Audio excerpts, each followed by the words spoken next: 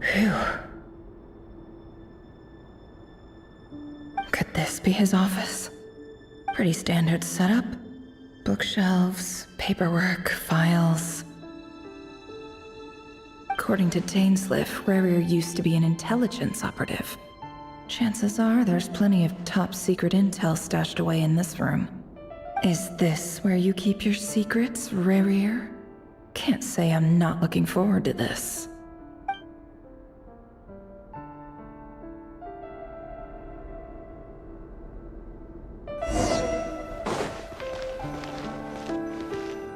He looks even gloomier than last time.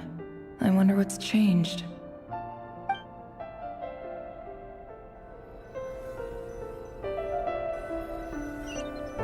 He looks even gloomier than last time.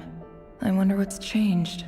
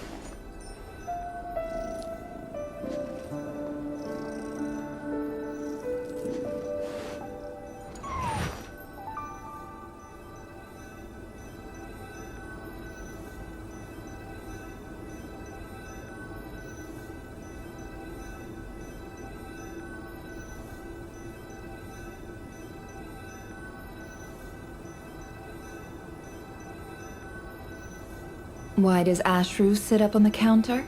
To welcome our clients, of course. A kitty's gotta earn his kibble somehow.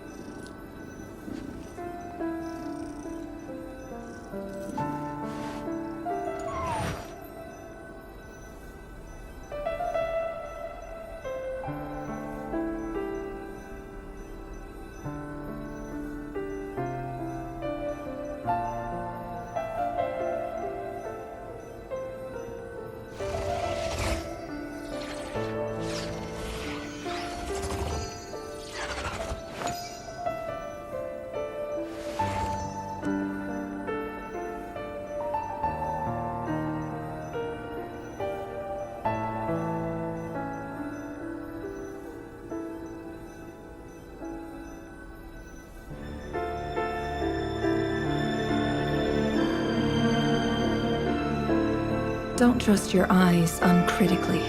People only see what they want to. so don't be your own fool.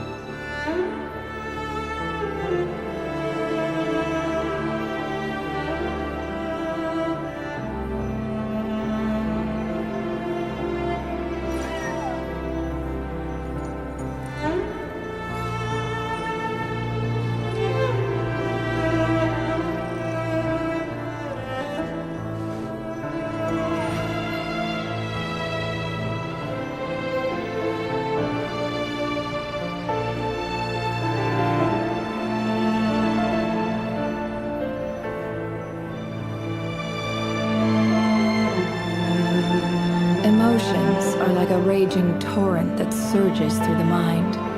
More often than not, if you try to hold them back, you'll be swept away by their unstoppable force. And if you try to ignore them entirely, you'll end up tearing yourself to pieces.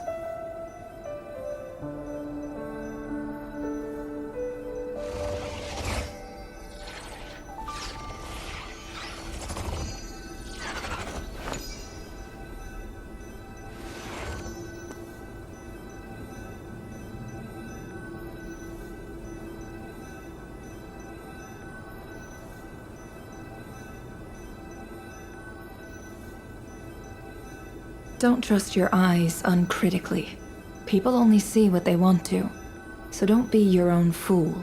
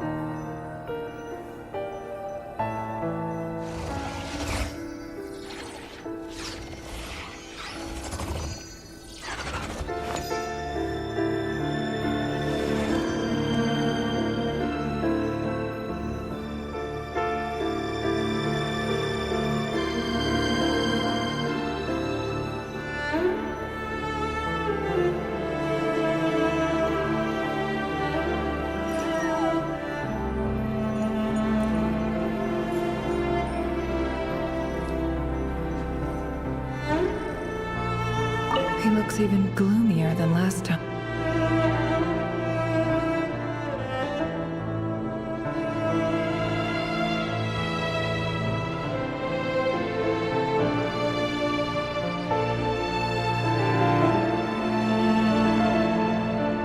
Emotions are like a raging torrent that surges through the mind.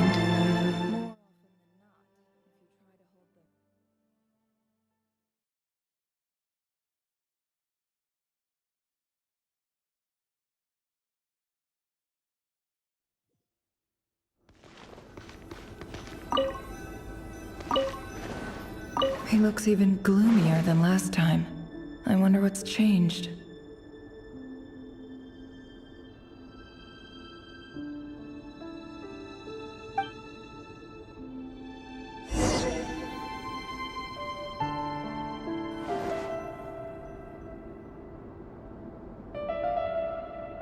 Today's files are in. Time to wade through them, just like usual. Male, 51. Occupation, cook. Confirmed Crimson Moon descendant. Has maintained frequent contact with other descendants over the past year. Poses a threat to the dynasty. Neutralized.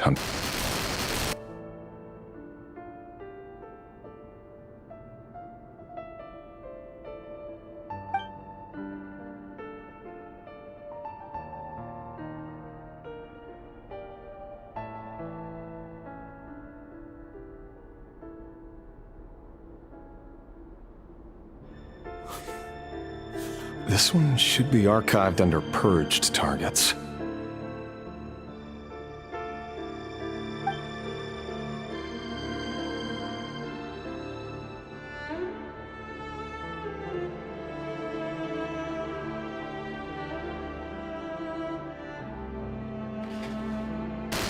Female, 23. Occupation, office clerk. Confirmed Crimson Moon descendant. Has maintained frequent contact with other descendants over the past year. Poses a threat to the dynasty. Neutralized on...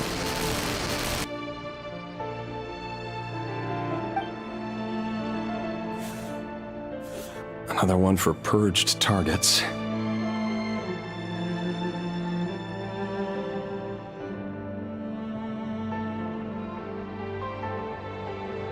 Sounds like she was that other man's daughter.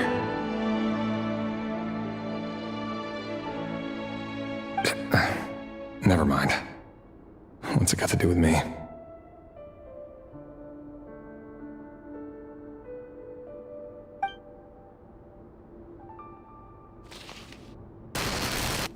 Male, 40. Occupation, teacher. Confirmed Crimson Moon descendant. Has been observed making contact with other descendants during the past year. Poses a threat to the dynasty.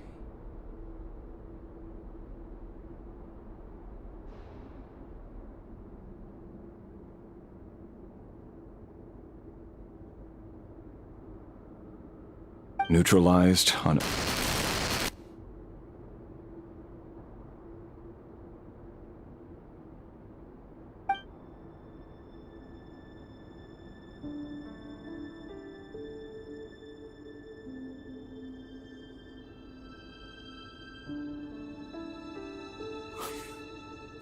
Just another nobody for the archive.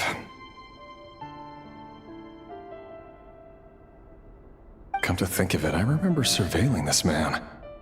A case like his never would have been considered a priority in the past. Huh.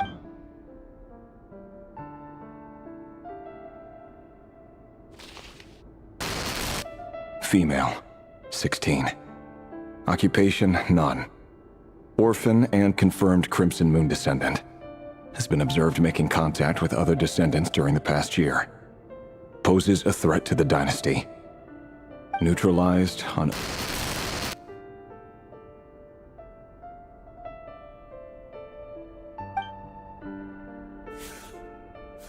Filed. I have no recollection of this girl. None whatsoever. She doesn't seem to be anyone important, but then again, how many of them really are?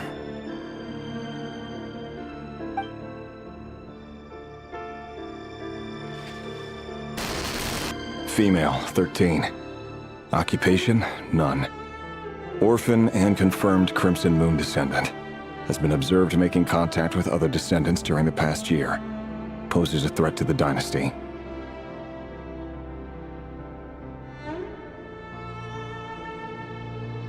Neutralized on...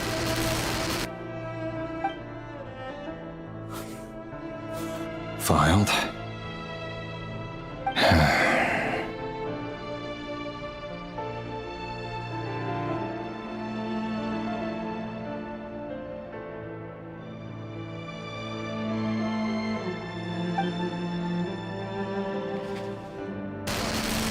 Male, 11. Occupation, none. Orphan and confirmed Crimson Moon descendant. Has not been observed making any contact with other descendants during the past year. Poses a threat to the dynasty.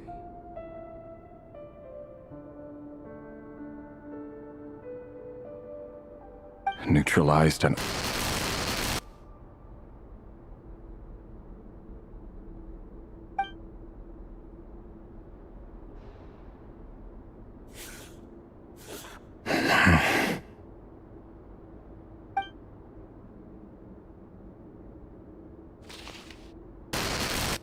Male, 6. Occupation, none. Orphan and confirmed Crimson Moon descendant. Poses a threat to the dynasty.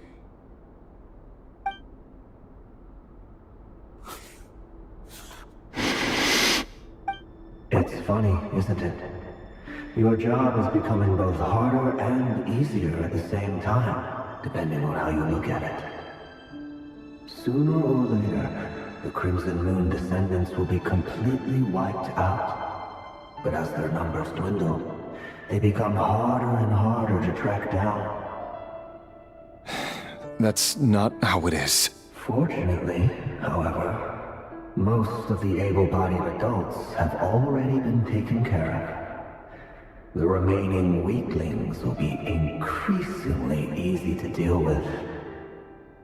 No! No. My job is to ensure the survival of the Eclipse Dynasty. And the only way to do that is by eliminating any and all potential threats. It's a perfectly legitimate line of work. Every single one of my colleagues can attest to my fairness. And if my friends were aware of the facts, I know they'd back me up too. Assuming, of course, that they were aware of all the facts.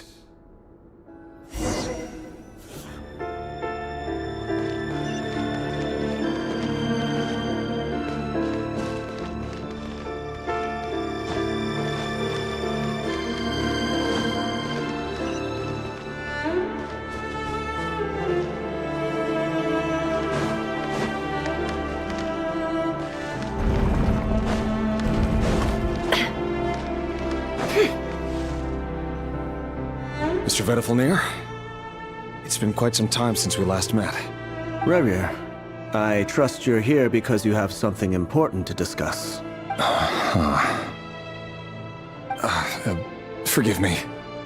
I wasn't tuning out, it's just, I noticed you didn't even phrase that as a question. As if you knew I was coming. Tell me, does someone in your position ever feel the need to ask questions at all? It is indeed within my power to foresee certain things. Things like your arrival. I was just thinking. It won't be long before I'll be inviting both you and Dane to my wedding. That isn't a lie, but nor is it a fact as such. It's a wish, isn't it? No fooling a prophet, is there? Ever since that day we met for drinks, I knew it was only a matter of time before you came looking for me. Knowing how the future will unfold. I'm afraid the notions of good and bad fail to capture the complexity of what such a power entails. Once you've seen what will come to pass, it can be all too easy to succumb to fear and melancholy. Unless, of course, you learn to abandon these feelings.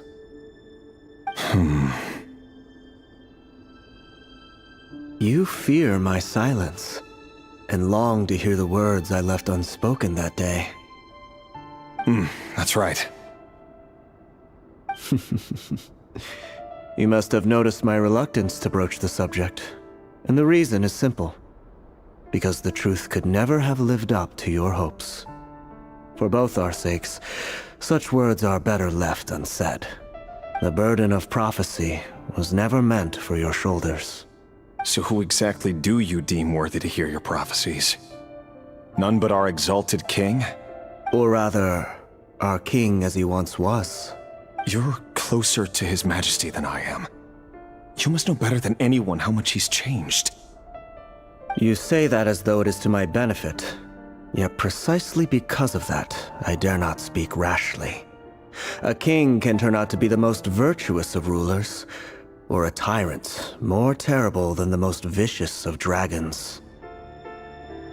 You are so wise and far-sighted, yet still you would have me live in fear of the unknown? You make a fair point. Especially given my silence alone was all it took to send you spiraling downwards. Very well then. Let me offer you some advice. And I say this not as a prophet or a visionary, but simply as the brother of your friend. For many reasons, there is very little chance of your marriage ending in happiness. If happiness is what you seek, you should find another fiancé.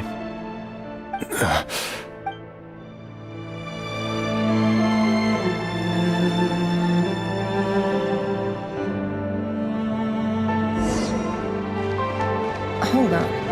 There's that same black fog again. Could this memory belong to Thelindis? Guess.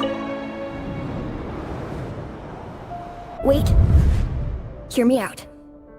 This time we finally got a clear look at his face and learned his true identity. His name is Rayrir, and he claims to be one of the king's guards. What did you say? A cruel irony, isn't it? The man you're set to marry leads a double life as a brutal executioner. Why are you telling me all of this now? Simple. It's because I want you to kill him. You are the only person he would never suspect. Not. I would never dream of doing such a despicable thing. So you'll just stand by and watch him slaughter us to the last? Do not forget that the blood of the Crimson Moon flows in your veins too.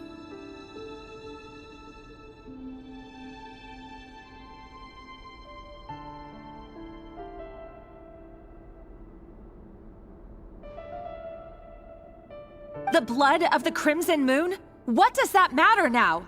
The dynasty has long been dead and gone.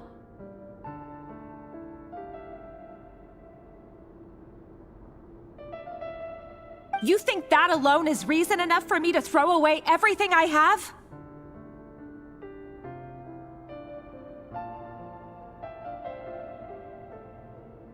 Why wouldn't it be?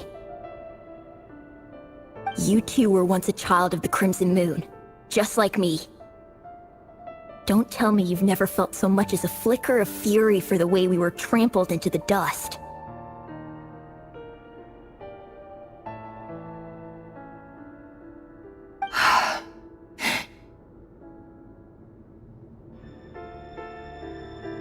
As long as you promise to abandon this pipe dream of restoring your dynasty, I can try to persuade him.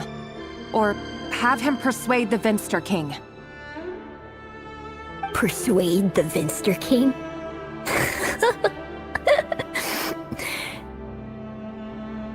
Do you even know why he's so obsessed with hunting us down? Why he keeps trying to force us to hand over our secrets? Over and over again? Or why we refuse to give up on restoring the dynasty? The Vinster King. A blind fool. His eyes clouded by powers from beyond this world. A petty little man with a miser's heart. And he dares to sit upon the throne? Mark my words. Sooner or later, Conria will fall. And it will be his doing. If you can't bring yourself to do it, so be it. Just you watch. It won't be long before calamity descends upon us all. The Rayrir of Solnari. That really is quite a secret you've been keeping from me, Rayrir. But who am I to talk? Am I really any better? I've kept my own past a secret this whole time too. Love should be built on honesty. But ours was born from lies. And yet, is it really so wrong to hide things that would only make life harder? If we don't cover up the parts that no one else should see, how can we go on pretending to be normal? Vedifulnir must have known all this. And that's why he made his prophecy. In the end, nothing stays hidden forever. But I won't just sit by and watch this disaster unfold. I'll do everything in my power to protect what I cannot afford to lose. No matter who I have to face.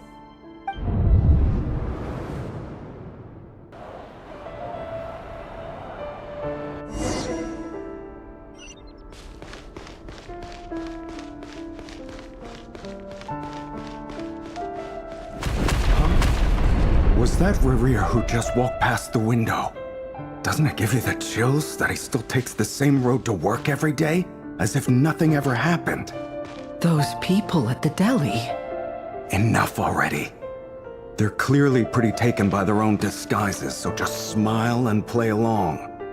Pull the rug from under beasts like that, and you'll risk having your throat torn out. Delhi? Oh. They're talking about those people from the opposition. Right. I'd almost forgotten they used to run a deli. People of no consequence always vanish so easily. And no one even remembers them.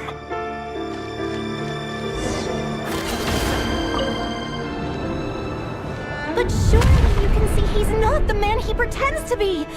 So many have died already, and they say that the king's madness grows with each passing day. We're not going to survive this, are we? But why does it have to be this way? Do we really deserve to die just because of the blood that runs through our veins? Felindis, are you even listening? Sorry, Freether. My mind was off wandering. I heard you, though. You're talking about what Rerir said. He's just following the king's orders. He's a secret agent, and it's his job to hunt down rebels and dissidents. By the time you first met him, he'd already taken lives. Maybe he was using you from the very beginning. No. Rerir has no idea I have anything to do with the Crimson Moon. My family are only distant relatives of the main lineage, and besides, my eyes are perfectly ordinary. Truth be told, apart from my teacher, pretty much no one knows I have any connection to any of it. It's been a long time since my family severed ties. But as Orlog said, who could possibly talk sense into that raving lunatic of a king? No one. I'll work something out. Trust me, I'm with you all. But for now, you need to keep yourselves hidden. Don't let anyone find you, anyone at all. Don't forget that Rerir is an Eclipse operative. You need to be extra careful when he's around. And when I am too. For now, don't come looking for me. And if anything happens to me, just act like we've never met. If even you can't escape this, what hope do the rest of us have? But after all this time together, surely he wouldn't lay a hand on you. I won't speak in his defense, nor can I give you a clear answer to that question. But I'll do everything I can to put an end to this. Here, hold on to this. If an opportunity to escape presents itself, take it. You'll be glad you took some spare change. You call that change? But what about you? I've got a job, and there's still money coming in. But you can't go anywhere right now. Please think about yourself for once.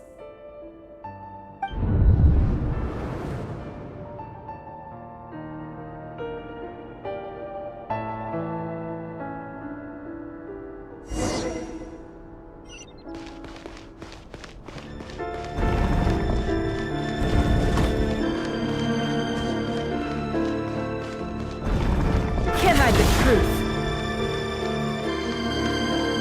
Another day, another round of assassination training. Training ground is just beyond this hidden passageway. When you kill a person, doesn't it bother you when you end up covered in their blood? Why would it? Aren't we all just walking blood bags? But not everyone is accustomed to hunting down others like prey. You've been a hunter for so long now, you seem to have forgotten that most people don't just go around killing one another. Leave me alone.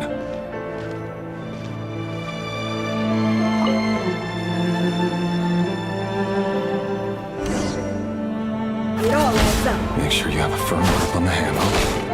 Then choose your angle well. Keep your movements light and brisk. Pray won't sense a thing. I doubt that. I'll let no one die a quiet death like yours. I work clean. No traces.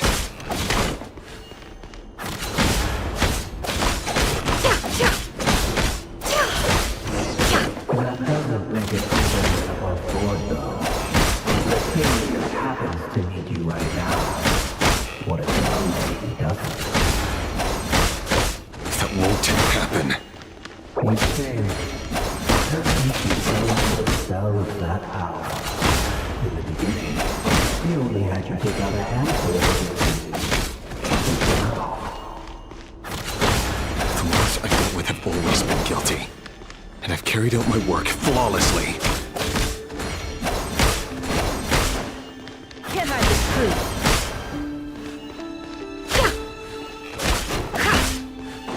It all adds up.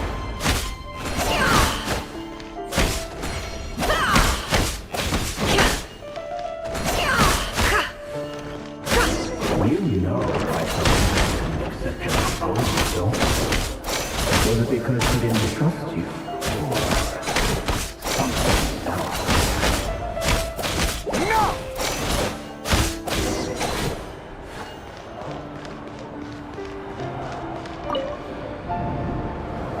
Delindis, do you still remember Orlog? Orlog. The boy who was pretending to sell flowers. You spoke for quite a while, didn't you? Yes, we did. What about him? He was arrested 2 days ago. Chances are he's already dead. He... I just don't get it! After everything he's done, why do you still stand by him? Or does it mean nothing to you that people keep dying? No, that's not... Just hear me out. I need to go now, Delindis. They're looking for us. You take care too. If you ever need a place to hide, come find us.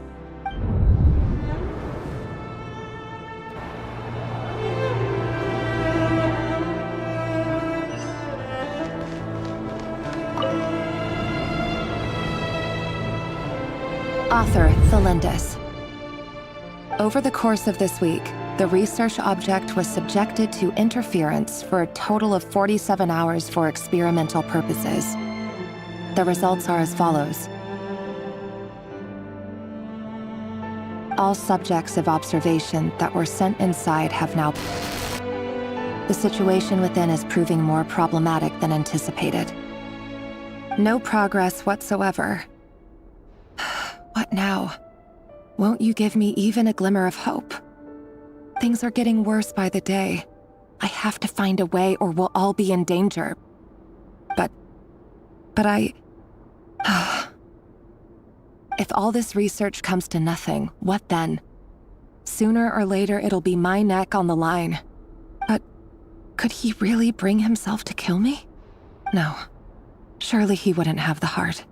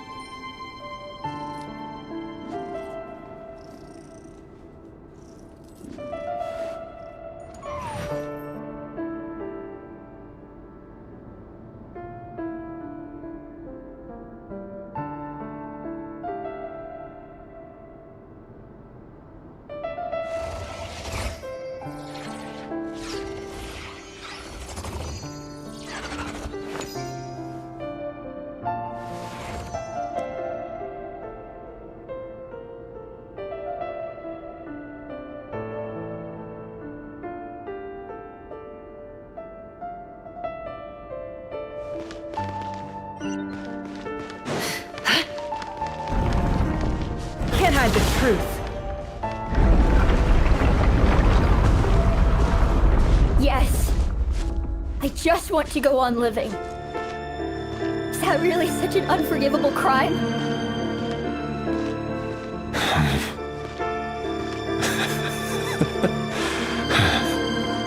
You want to go on living?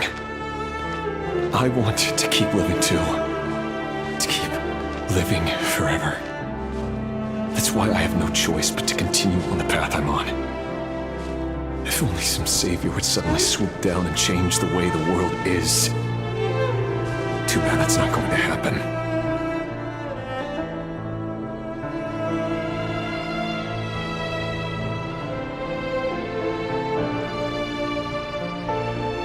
Imagine that. If there really were such a person, you and I wouldn't be standing here like this, would we?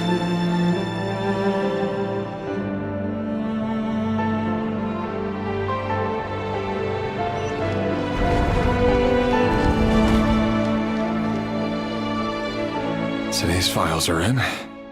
Time to wade through them just like usual.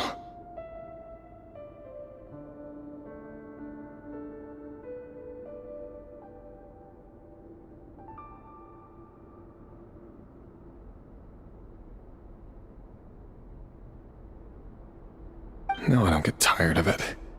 It's my job. And not only am I lucky to have it, I'm good at it too.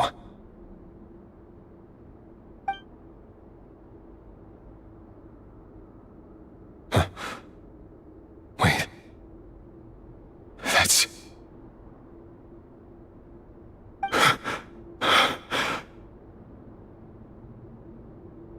Thalindis?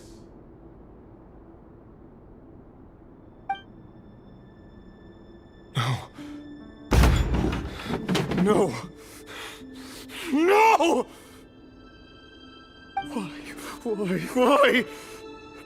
But you bear no mark of the Crimson Moon!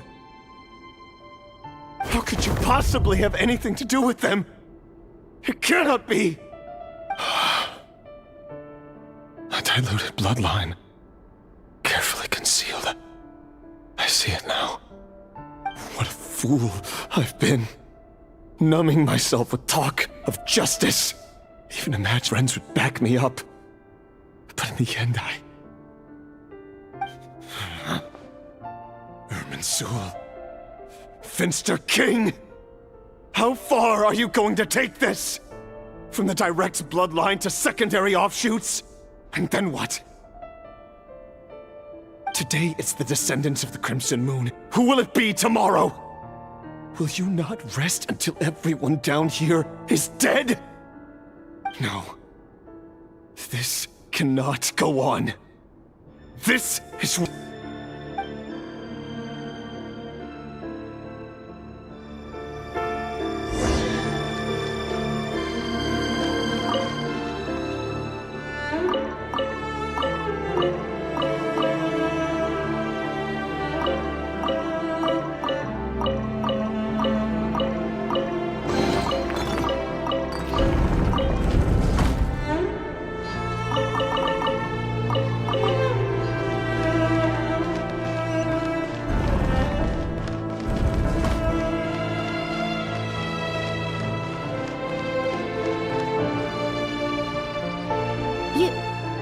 You're really letting me go?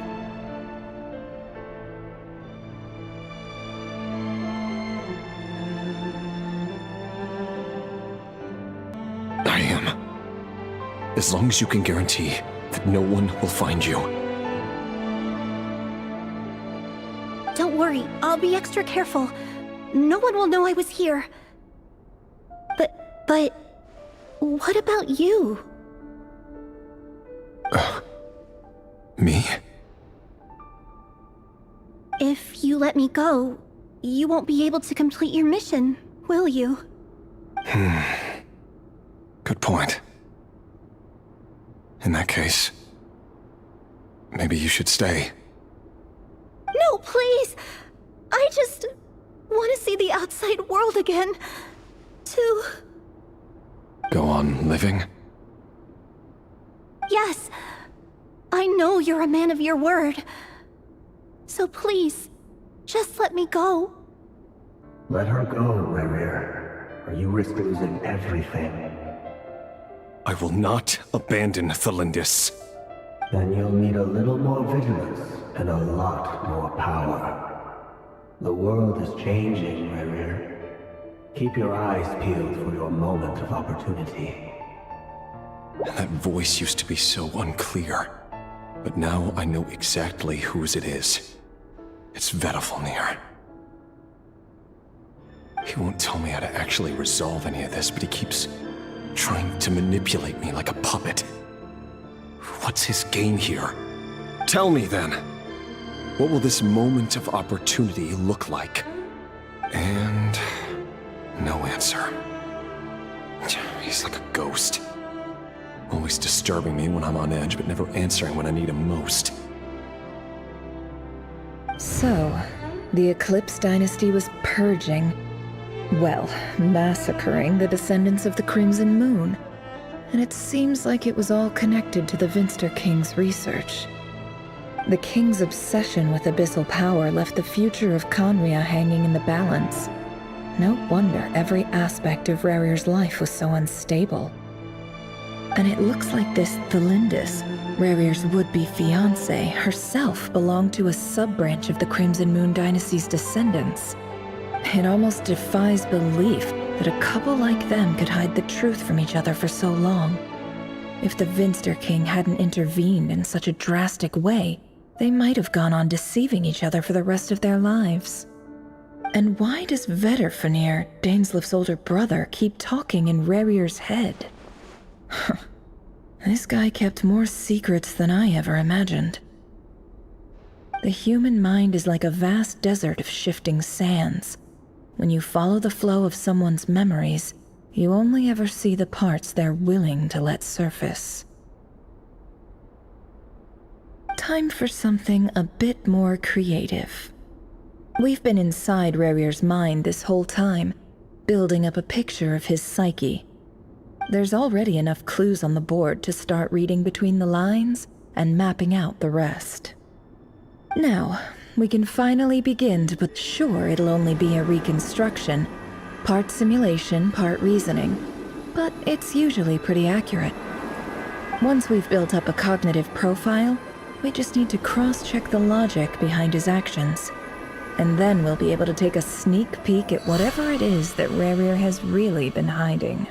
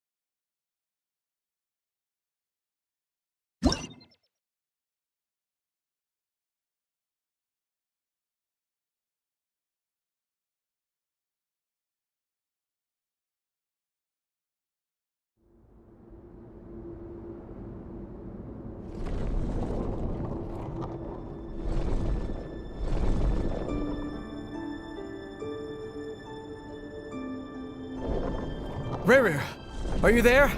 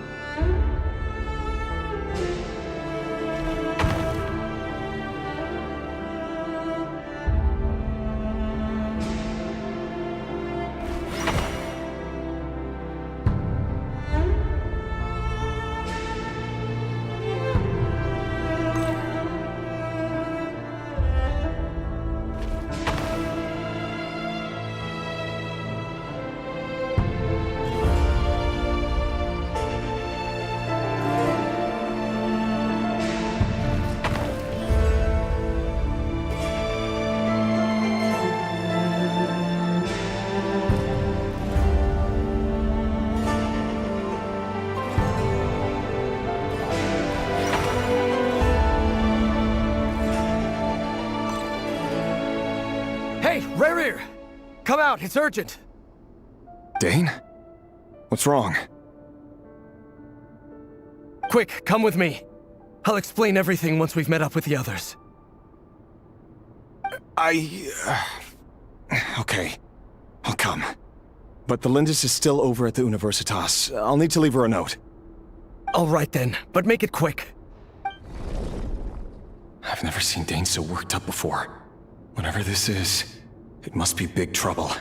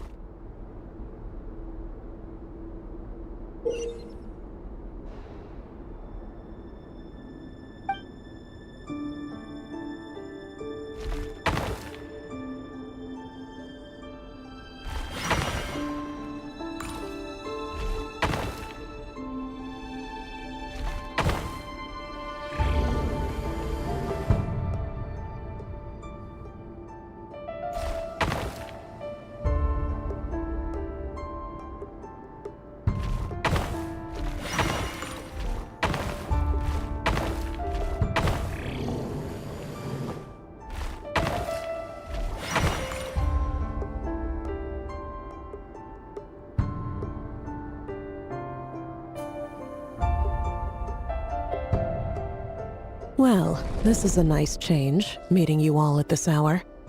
When men and women of ambition can speak face to face in broad daylight, I say that's a big step forward for our dear Conria.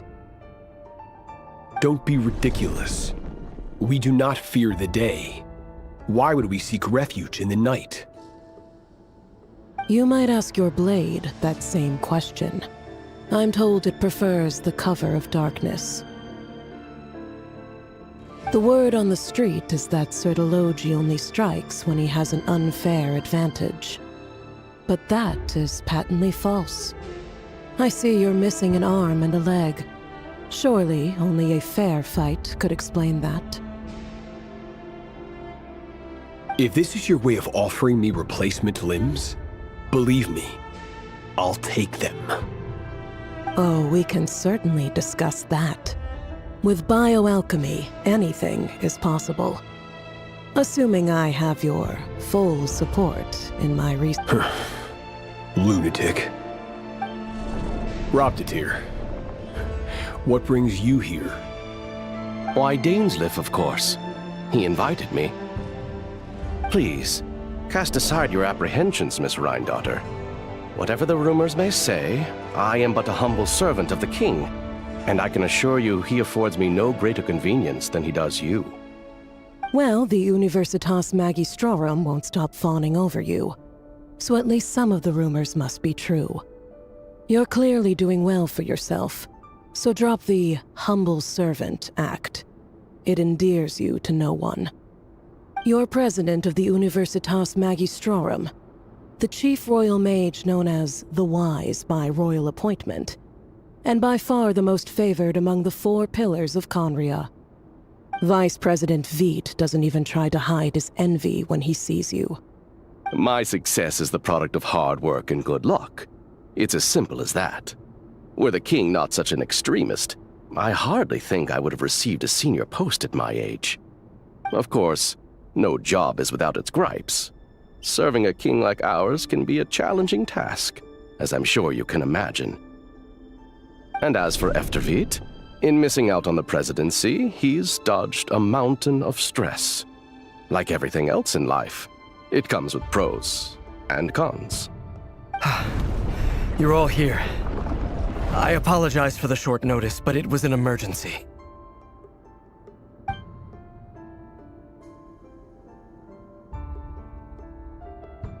You must be Rhayrir.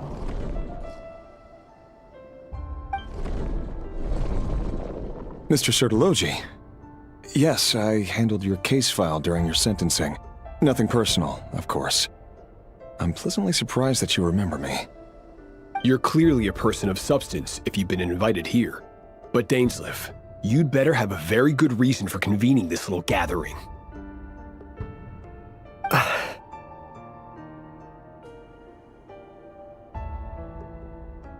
It's my brother, Vedafenir. After he spoke at the court this morning, the king was so infuriated by his words that he had him blinded in both eyes and thrown in prison. Vedafenir in prison? Strange. I thought the king trusted him and RhinoOptic more than anyone else in the world. Does this mean the king's circle of trust just got even smaller?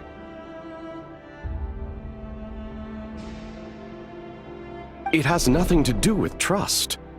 It's about what the king wants, which is as clear as day to anyone paying attention.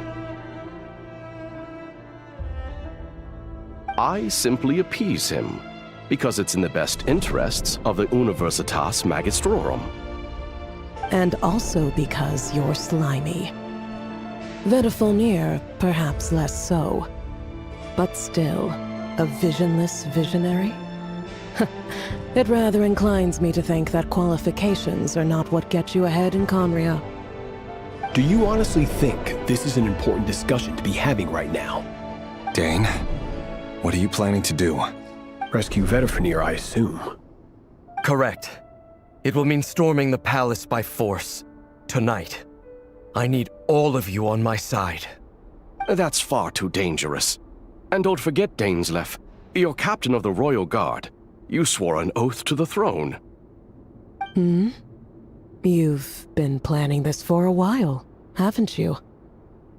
I have no desire to commit treason. But whatever critique the king may have of Vedafenir, disfiguring your most loyal subject for putting the best interests of his court and nation first, this is not the conduct of a wise ruler. My blade will force the king to see the error of his ways. So, Vedafenir's prophecy enraged the king. I'm sure it wasn't what he wanted to hear, but if he won't take counsel even from the visionary, that is deeply troubling news.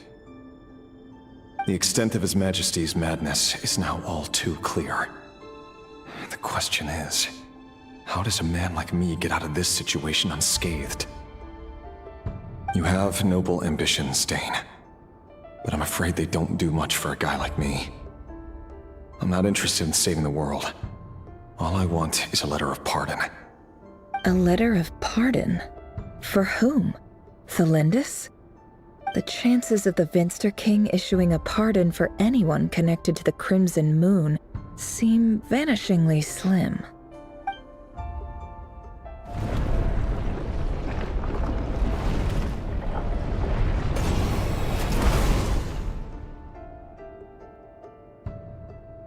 This black fog over the board must have some connection to Thelindis. But why is it taking this form? Does it have something to do with Rarir's past? Another mystery I'll need to unravel.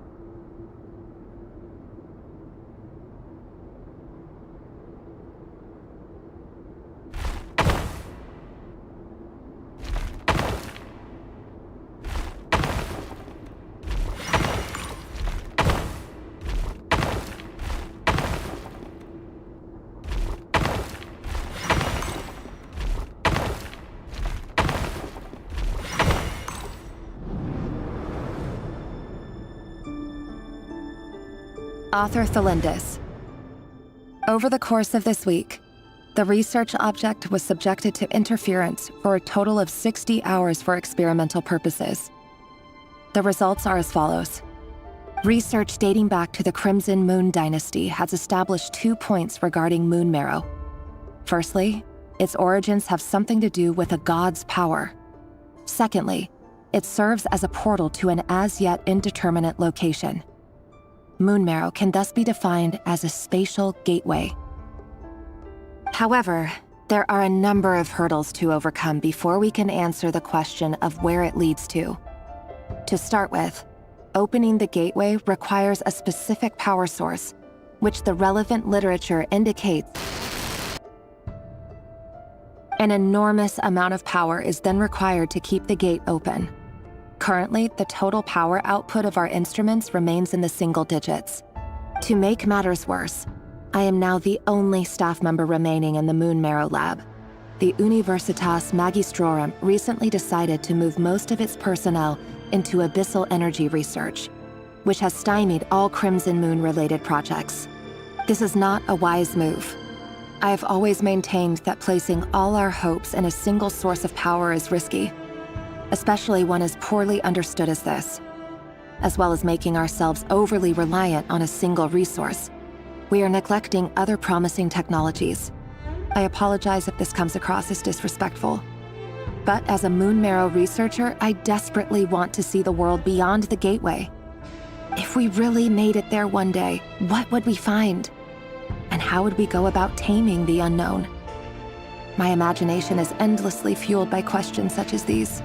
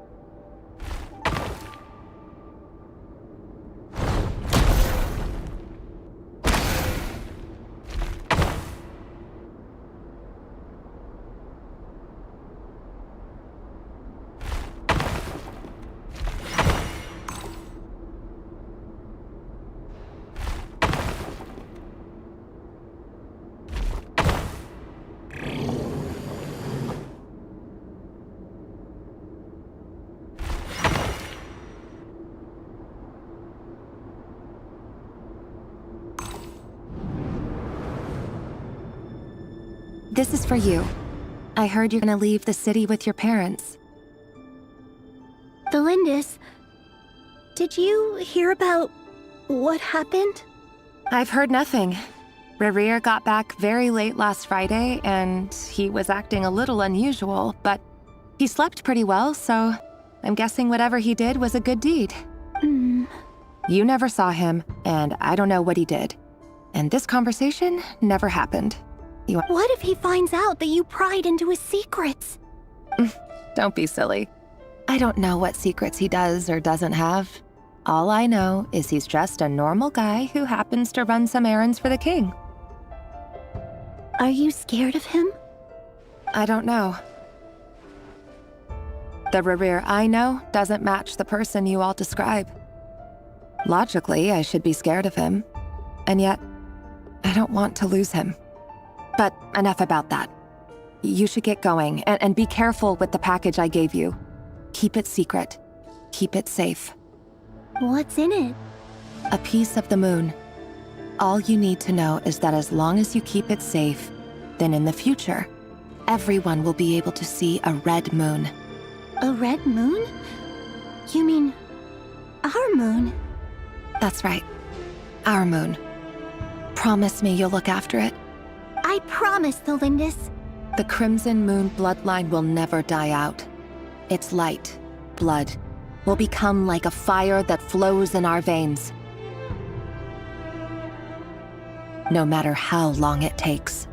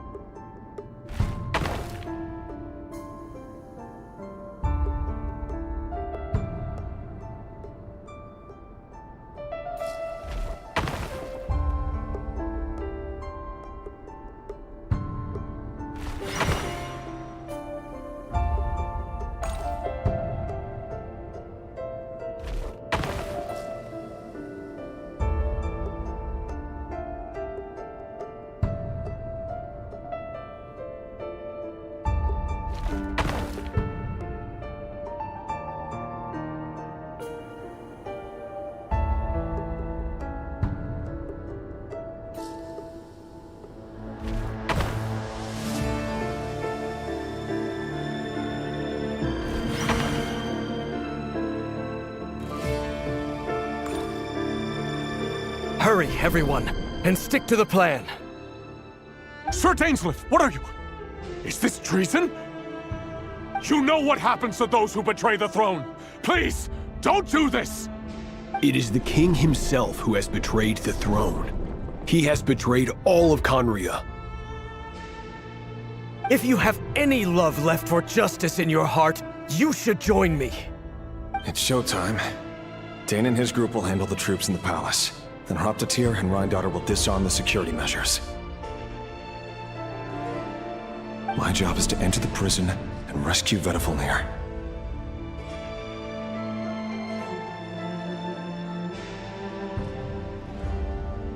Stay safe.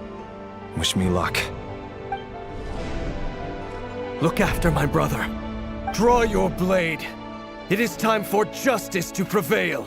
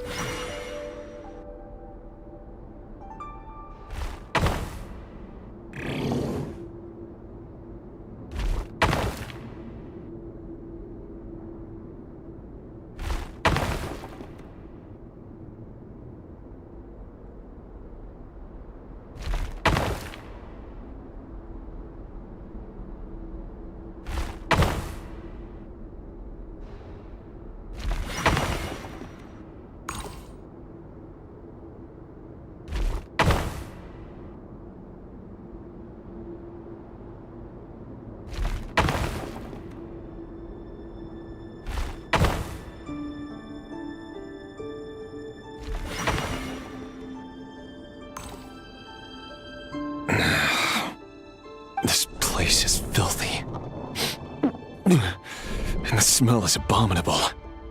Clearly, the king doesn't allow his prisoners a single shred of dignity. This is dire. Found you. Hello, Mr. Vedafilnir. It's you. Surprised? Oh, wait. I guess surprise isn't an emotion that prophets feel very often. I certainly felt some surprise in the moment when I was blinded. Surprise at the king's sheer ignorance. Surprise at just how unfairly this world responds to words of earnest remonstration. I'm curious.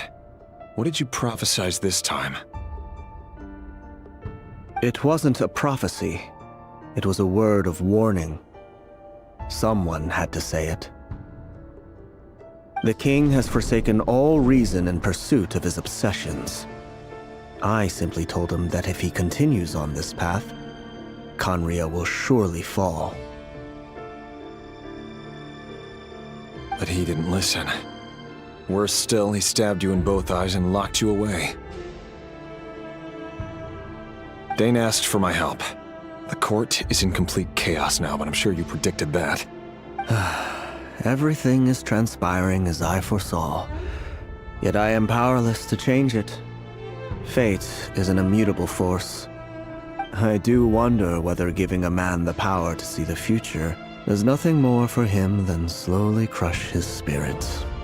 Forgive my curtness, Vedafilnir, but the king did not suddenly turn on you today. His suspicions have been brewing for a long time. You can't have wisdom beyond the reach of your fellow man without attracting his fear and suspicion. There are things the king does not want to see. So, he doesn't want you having visions of them either. He blinded you because he thought this would make the visions stop. He wasn't entirely wrong. I did indeed lose my power to see the future. Right up until... Until what? Just now. I believe I saw something new. Well, tonight could go a lot of different ways. 5 of us banded together to storm the palace, also we could rescue you. This will go down as the most tumultuous day in Khaenri'ah history. I sense hatred in you. But also hope. A desperate hope that with the tyrant deposed, that will be the end of the story. But this is not the end. It is the beginning of a new chapter, and a whole new story. There are many men of honor and courage in this world, Rerir. But you are not one of them. You're not here for justice, are you? You're here for yourself. Is that a dagger? Interesting. Why not the polearm? It was always your weapon of choice. With your abilities, I don't doubt that you were able to recover some of your sight. But I also doubt that you want to make an enemy of me right now. Of course not. We're on the same side, aren't we? We could be. But I need you to be honest with me, Vedafilnir. You mean your future? With your beloved, Felindis? Yes. And I know there are bigger things at stake here. A dynasty, a nation, maybe the entire world. But forgive me, I care first and foremost about myself. I can't abandon the one I love to save myself. I just can't do it. But you see a broader picture of the future than I. You see the solutions to the biggest problems of our age. So tell me, what is my solution? What's the answer? In matters of fate, answers are either right or wrong. What will be and what will not. Maybe you are willing to pay a certain price in the pursuit of happiness, but unfortunately, fate does not negotiate. That is the cruelest thing about fate. It is unmoved by your sacrifices. That can't be true. I know it's your voice that I keep hearing in my head, urging me to see how the world is changing, to seek more power, so I can protect the things I love. You show me disaster, but you won't show me how to avoid it? Why? Why are you doing all this? My voice. In your head.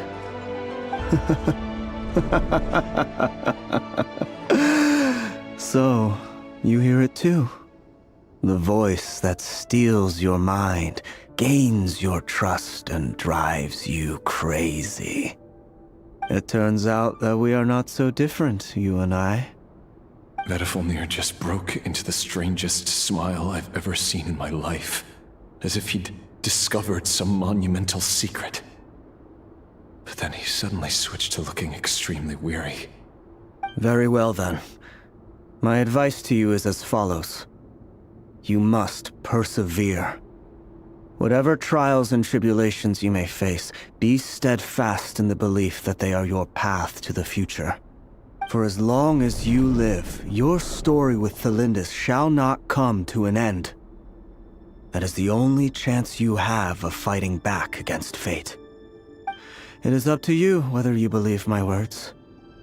Regardless, that is all I will say on the matter. I have no right to intervene any further. I will hold you to your word. Thank you for setting me free. In return, I will tell you one more thing that you cannot afford to ignore. Just then, a strange wave of energy rippled through the city. We had no idea what it could mean. If I were you, I would head to the Universitas Magistrorum. The Universitas? Oh no! I'm sure we'll be seeing each other again very soon, Rerir. Whatever Vedifilnir said, I didn't catch it. I didn't even help him out of the prison. There was no time to lose.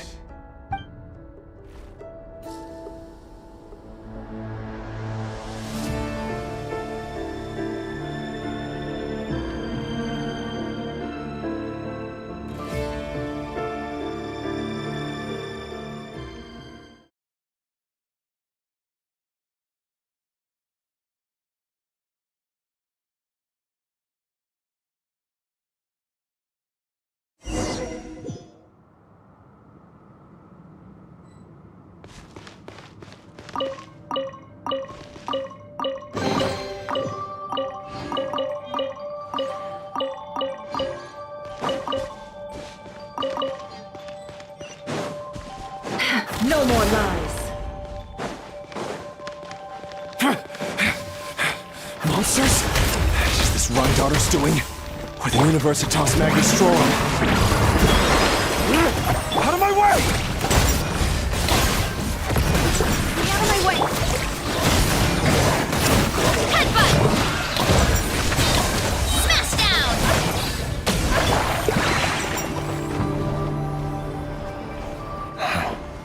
The Universitas. That reminds me of a rumor I once heard. Allegedly, the king installed secret mechanisms in the palace and around the city. No one knows where they are or what kind of power they hold. But if they were ever going to activate, it would probably be on a night like tonight. Help! Help! Hold on! Don't let them anywhere near you! Save me! I can't! Ah!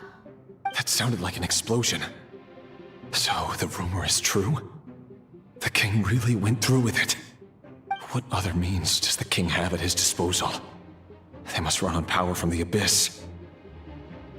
And given it's a major center of Abyss research, anyone over at the Universitas will be in grave danger. I have to hurry!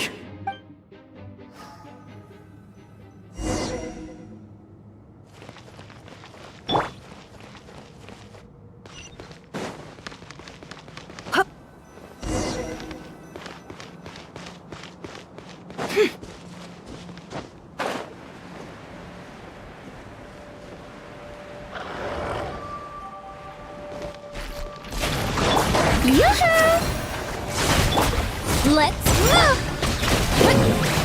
Charge! Yeah! Controlled breathing. Drop your weapons! You asked for it!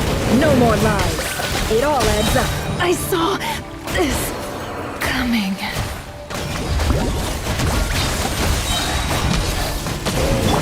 Start the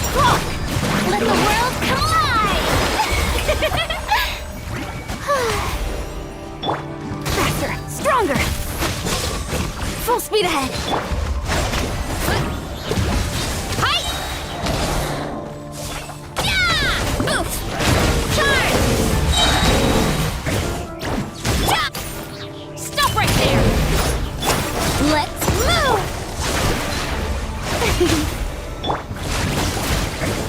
Headbutt! Hut! Oof! Heads up! Charge! Yeah! Headbutt! Look out below! It's justice o'clock! Stop! Start the clock! Justice will prevail! Let my name echo in song! Yeah! Kapow! Shower me with praise! It's justice o'clock! Hero incoming! Yeah!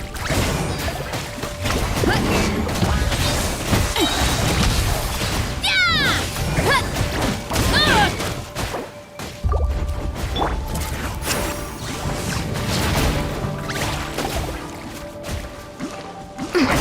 Quick as a flash! On my mark!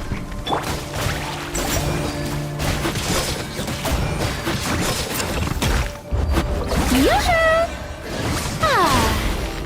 Yeah! Oof! Heads up! Hero incoming!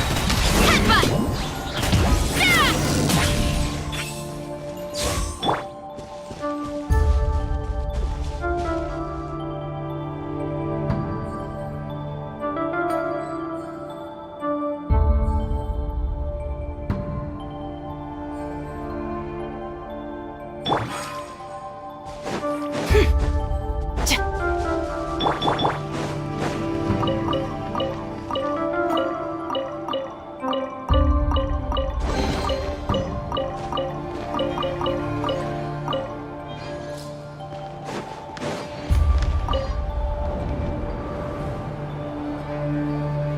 Monsters!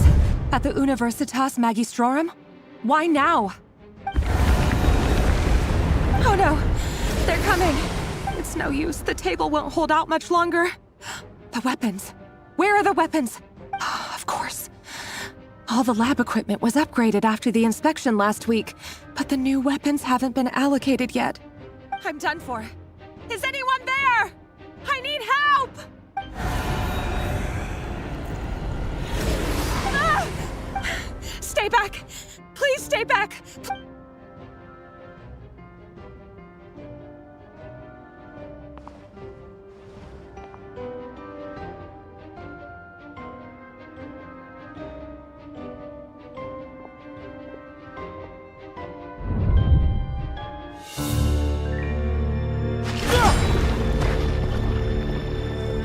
What's that?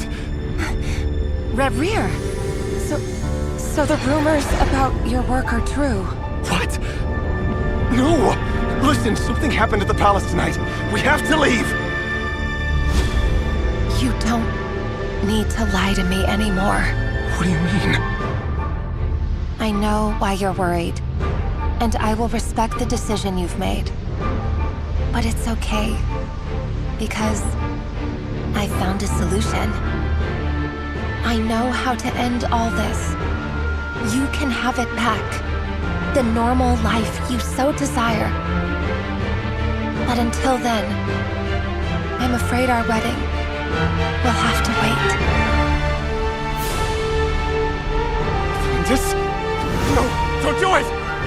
Felindus! Felindus!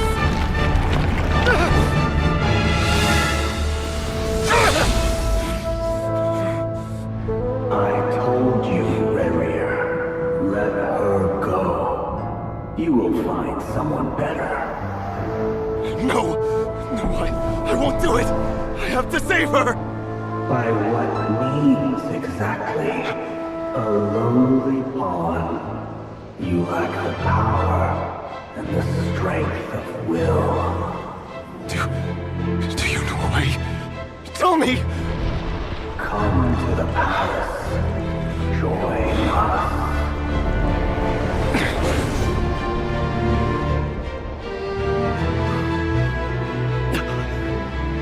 Rerir, thank goodness we... Step forth and take your share. You made it. Not you too.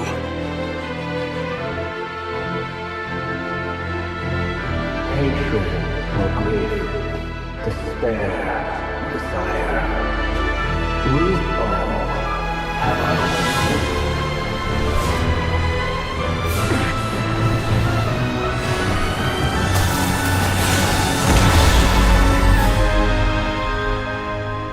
Rarier.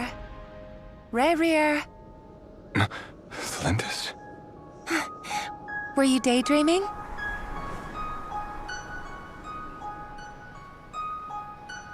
You still remember, Rarier? That question you asked me a couple of weeks ago? Oh. You mean the proposal? Yeah.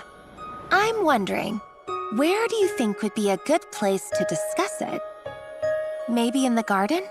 Or were you thinking a fancy restaurant? It's your choice.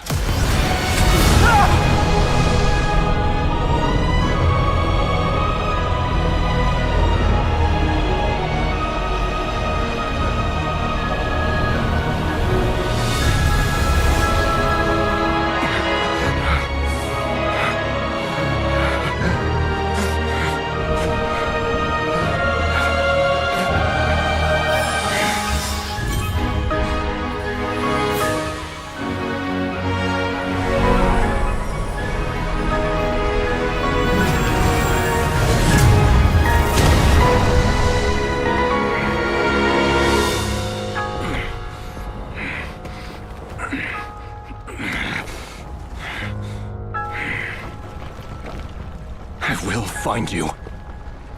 And then, you can give me your answer.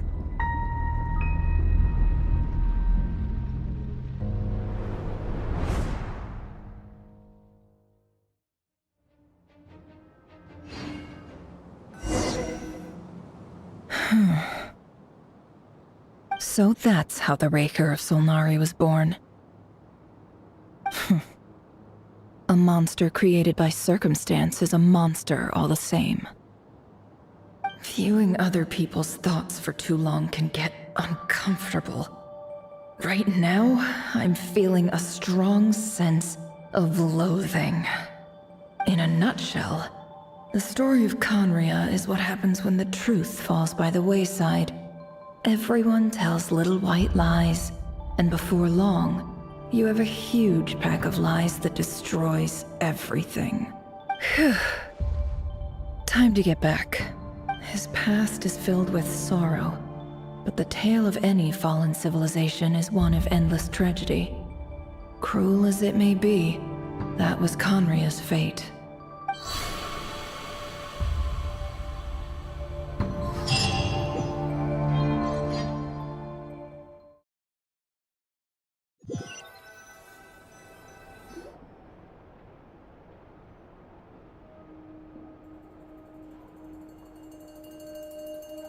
Everyone, I'm back.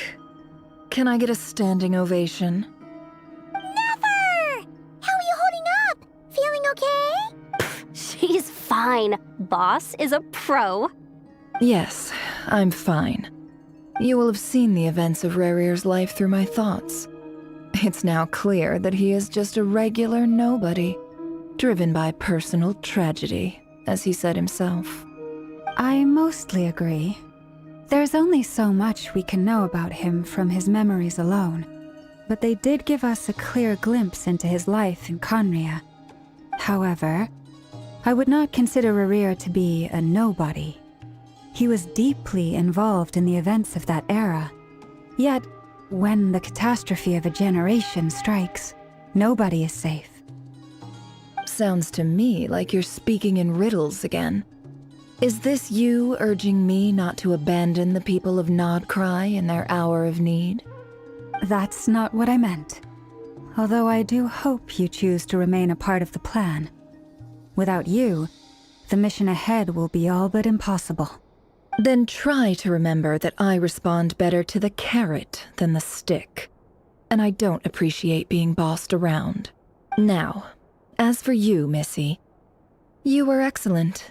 You stuck to the rules of the ceremony and kept your mouth shut the entire time. Bravo. Cool. So, can you fill me in on the deets now? Most of what I saw went right over my head. Patience. You'll hear the whole story, don't you worry. But let's meet up with the others first. It will save me narrating it twice. Yehoda? Yes, boss! Let me get that door for ya. That's more like it. For a moment there, I was worried you'd forgotten about the first clause of your employment contract. Forgive my curiosity, but what does the first clause say? It says I gotta do the annoying stuff that boss is too lazy to do for herself. Like opening the door, pouring the tea, yada yada. Is that right? If something is in the contract, it's because she willingly agreed to it. Rest assured that the curatorium abides by the very strictest of labor policies. You don't seriously think I'm cruel enough to treat her like my slave? In any case, I've hardly shied away from my share of the work today. Hope I don't catch Flintz and Varka lounging about in their chairs, enjoying a leisurely cup of tea. There's nothing I dislike more than other people enjoying themselves while I'm hard at work.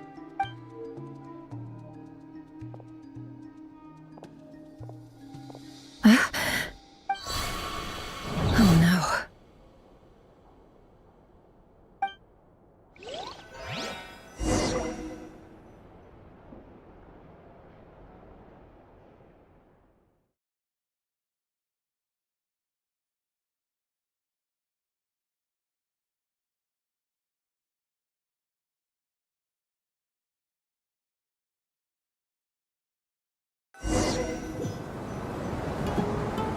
Sorry to disturb you, but we seem to have run into some trouble. Evidently so. Don't worry, I'm not about to leave you to fend for yourselves. I'm not that kind of boss. And it would go against the I'm sorry. What did you hear me say? I wasn't talking about labor policy. Wait.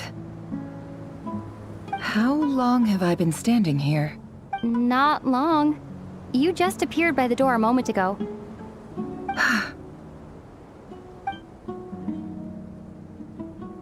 Boss, what's wrong? You look like you've seen a ghost. We never left at all. Somehow I hallucinated that whole scene back inside the office. Hallucinated? But how? How indeed. This place should heed my will alone. All thoughts and actions that occur in here are just a result of pawns moving across the chessboard in a carefully calculated... And nobody has access to this chess set but me. So you control everything in here? More or less. But yes, it's a special technique of mine. Has anything like this ever happened before? Only once. It was the first time I used the chess set. Is there any similarity between what happened then and what's happening now? I suppose my thoughts are a little turbulent, which was also the case my first time. Is there anything I can do to help? The first clause of your contract clearly states that I only need your help with things that I'm too lazy to do myself. Meaning, you're not feeling lazy right now? Meaning, this is not something Yehoda can help with. The chess set is a personal treasure that I alone understand. I must be the one to find our way out of here. Really? Let me do something useful. Oh, listen to you. Whatever would I do without you, Yehoda? What? Really? Yes, really. Where would I ever find another employee as obedient and servile as you? God forbid anything ever happens to you. Oh, okay. Well, anyway, I was thinking of fetching some water. There's gotta be a source around here somewhere. I suggest it's comfortable to take a rest. We gotta conserve our energy. Even though all this chess malarkey doesn't exist in a physical sense, mentally speaking, it's all real. and so is our tiredness and fatigue. You don't want to dismiss mental fatigue. Just because it isn't physical doesn't mean it's any less serious. But anyway, I got your backs, so don't worry about a thing. Don't I have the best employees? Jealous much? If we can find a suitable time, I'd love to borrow Yehoda for a day to help out at the Frost Moon Scions. Would you be amenable to that, Boss Nefer? Oh, Lauma. Have I ever told you just how pretty you are? Beauty runs from the tips of your antlers to the depths of your imagination. Time to rally, everyone. Follow me. As we continue our journey, the same rules will apply. That means stay focused and no talking no matter what we encounter. And don't disturb the chess pieces. You have my word that I will get us all out of here.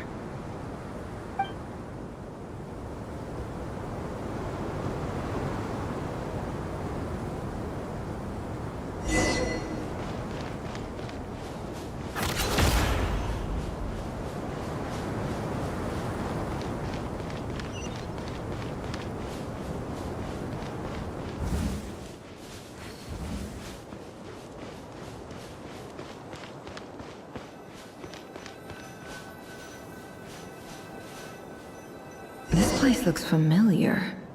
That's not a good sign. There's someone up ahead. Time for a little chat.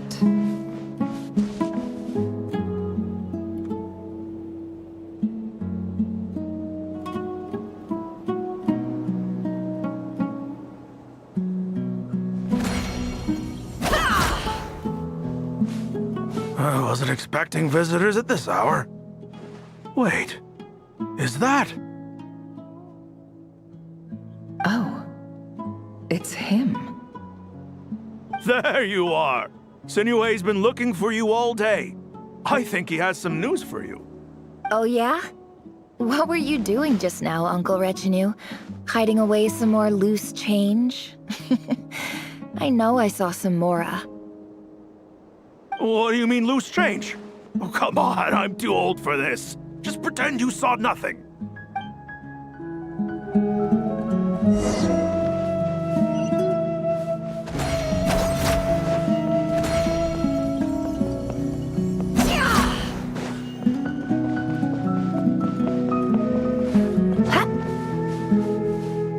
Hey, kid.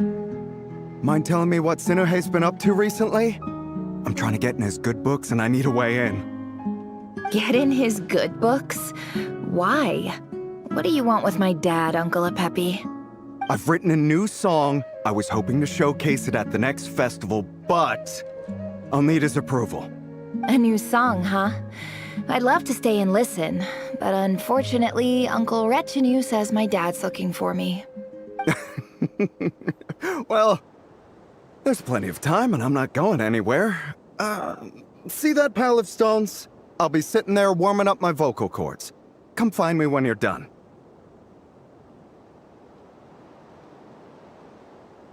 Pile of stones. Got it.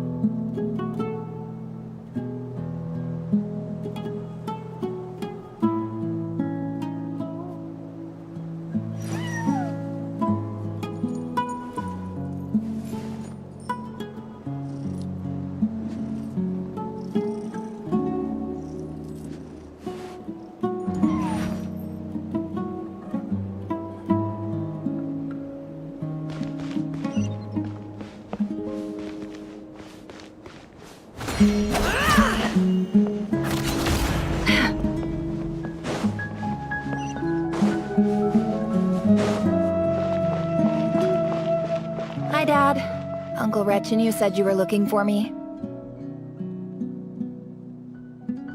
Ah, there's my little princess. If you'd gotten back just a little sooner, you could have shared the spoils of war with me. Spoils of war? Who were you fighting against, Dad? It was just a figure of speech. The aftermath of a sandstorm is no time to be waging war. I was talking about our war against thirst. I went out to fix our water supply problem, and now I'm back. Which means... We have a well again! That's right. I found a new one and brought back as much water as I could carry. It should last us for a good while. If it wasn't for these blasted sandstorms, our wells wouldn't be caving in. And you wouldn't be spending all your time out searching for new water sources.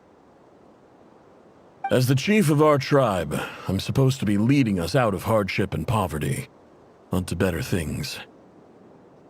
You know how prosperous our ancestors were. I've told you all the stories.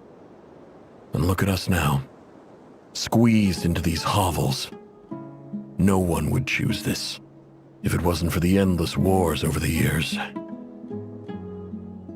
But things are looking up. I started working with some folks from the academia a few months back.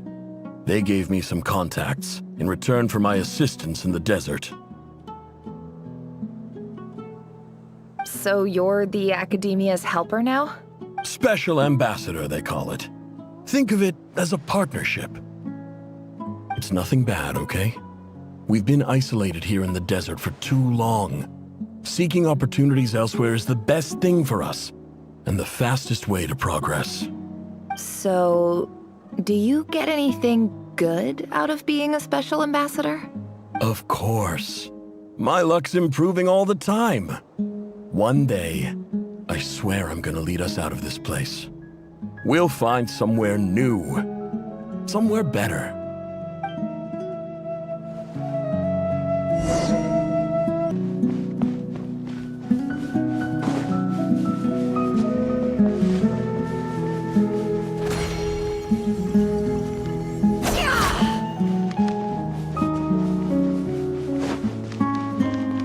No more lies.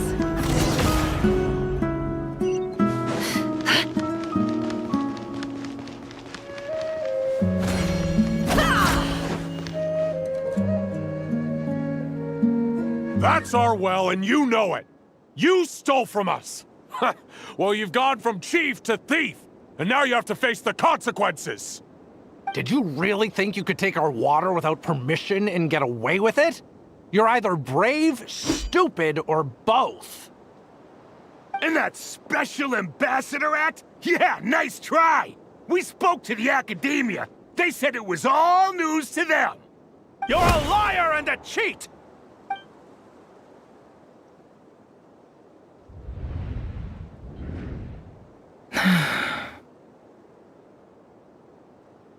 I heard Yehuda gasp, but I don't blame her. Most people are terrified by the sight of blood. Corpses strewn across the ground.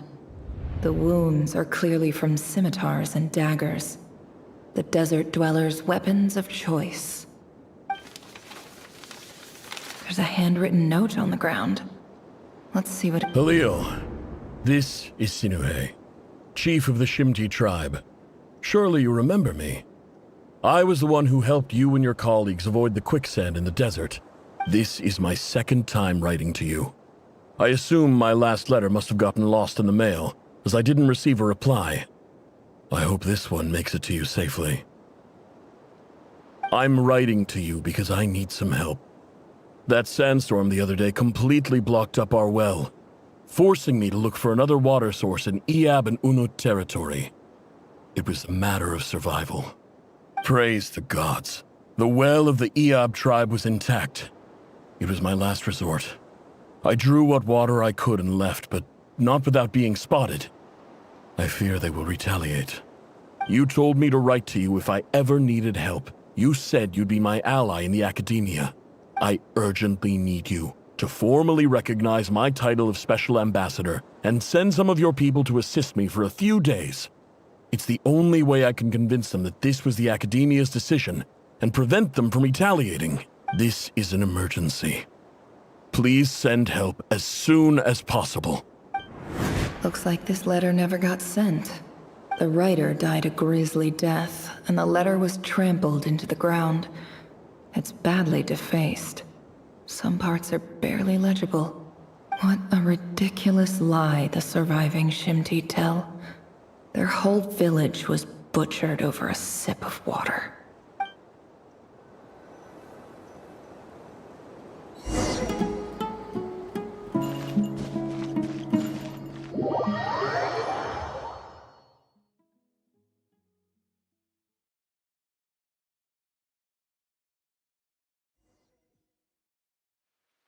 Ah, officer.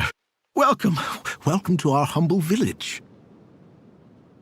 I thought you would at least have the courtesy to provide some respectable libations. This is the finest wine our village has to offer. I promise.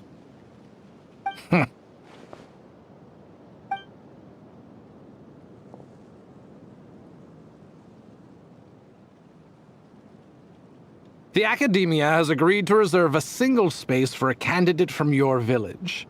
But I remain skeptical of this entire endeavor. I highly doubt anyone in this desert possesses serious academic potential. Please, have faith. If not in us, then in our god. The child we found shows great promise. I beg you, take her away from this place. Give her a chance. Don't let her talent go to waste. I don't recognize her. New arrival?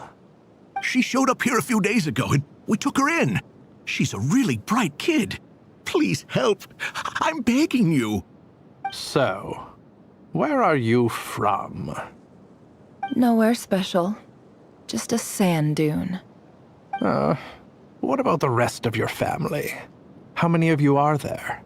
Just the one. It's only you? Correct.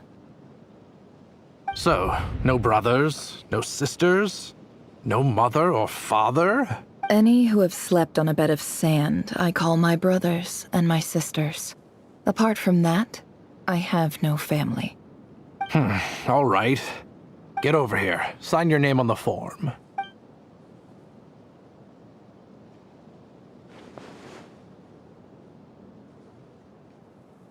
Never?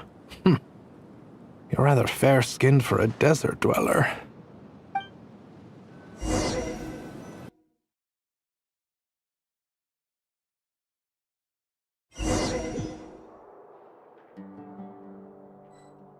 It all adds up.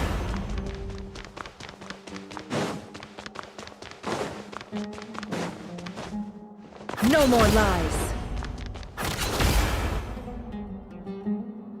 Nefer, this term's assignments have been issued already.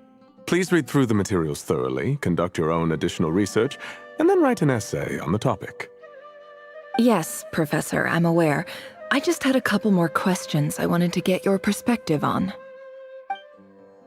Oh? Please ask away. Well, I saw the other students' problem sheets, and I couldn't help but notice that my assignment is much easier than theirs. Do you really think I'm a weak student? A weak student? Goodness, no. Quite the opposite. You have a sharp mind. Almost too sharp. I think what you're saying is, a weak student wouldn't have noticed the discrepancy. And if they did, they certainly wouldn't complain about the lighter workload. You see, sharp as they come. You see things the way they are. And I'm sure you know why they're like that. Because of where I come from. Because I'm different. I'm sorry, Nefer. I don't like it any more than you do. It's just... Anyway, you said you had a couple of questions. What's the other one? I wanted to check... If someone sent me a letter to the Academia, where do I go to collect it? Ah, your family wrote to you. Well, as long as they put your name on the envelope, someone should hand it right to you. Not exactly. It's not even a recent letter. I was just curious where the mail would end up if no one collects it. The House of Dana, I expect. I know there's a box for unclaimed mail somewhere in there, probably sitting on a shelf. Whatever you're looking for, that'd be the place to start. Okay, got it. Thank you, Professor. Oh, don't mention it. Honestly, I feel like I failed you. I'm supposed to be your teacher, but I haven't taught you anything. Hey, don't say that. You're a great teacher, and you do your best for all your students. But the rules are the rules. You're not allowed to teach students like me. It's not just the academia either. The whole world bends over backwards for the successful, and leaves the losers to suffer and die. Oh, my dear child. Don't tell me you've given up on life already. I haven't. I just think that if you want to make it in this world, you have to find a way to become successful.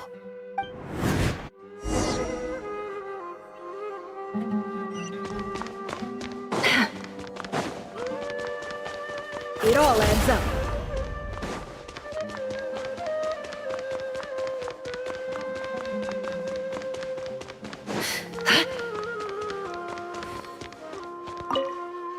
This must be it. A big cardboard box full of unclaimed mail. And probably some letters that ended up here by mistake, too. Let's take a look.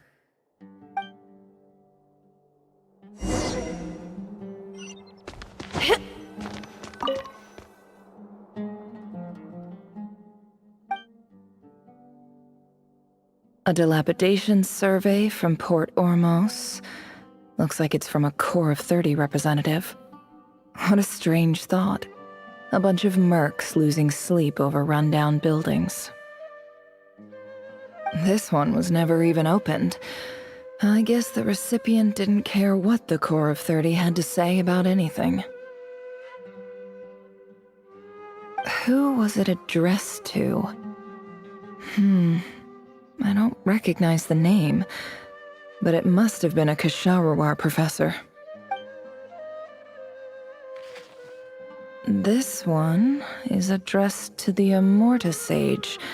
The title is Changes Observed in Satyavada Life Symptoms. Why do all these letters read like full-blown dissertations?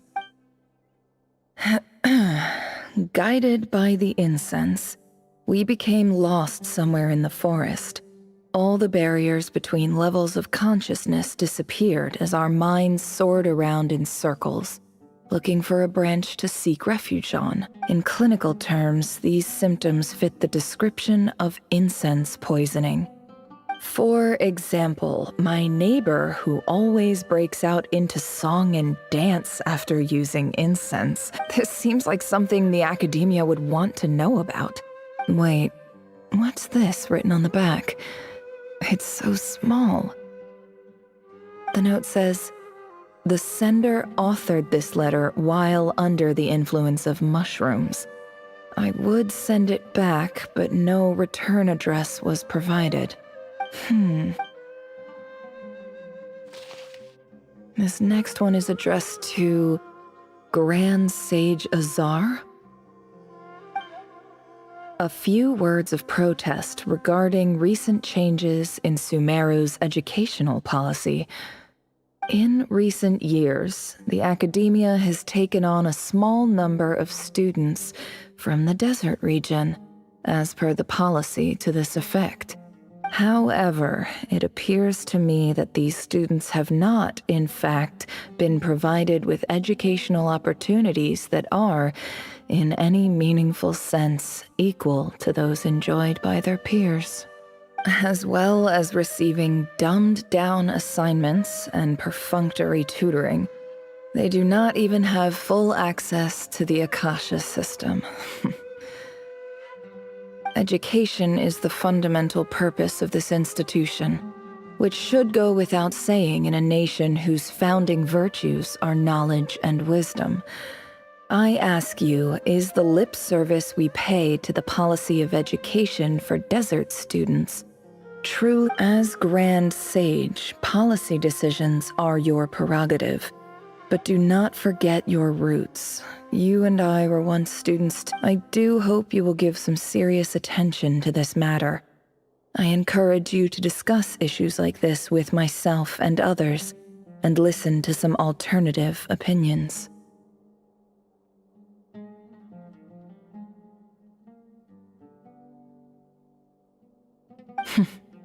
Great letter.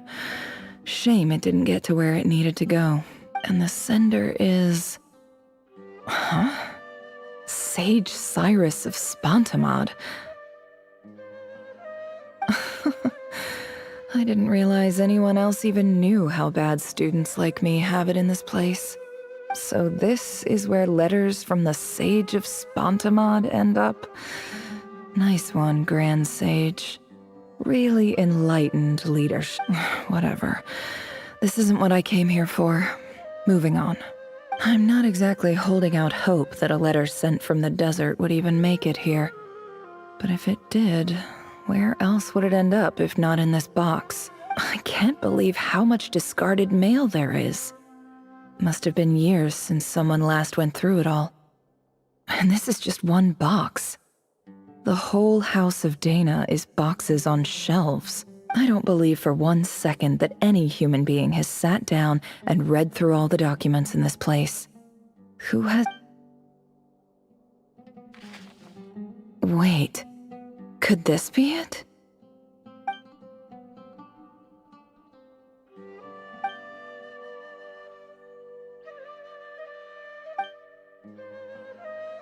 Greetings, Halil. My name is Sinuhe, chief of the Shimti tribe. I was the one who came to you and your colleague's aid when you ran into trouble in the Great Red Sand. I don't know how well you remember it now, but I brought you to safety and gave you some water and other supplies. You seemed very pleased and told me your name.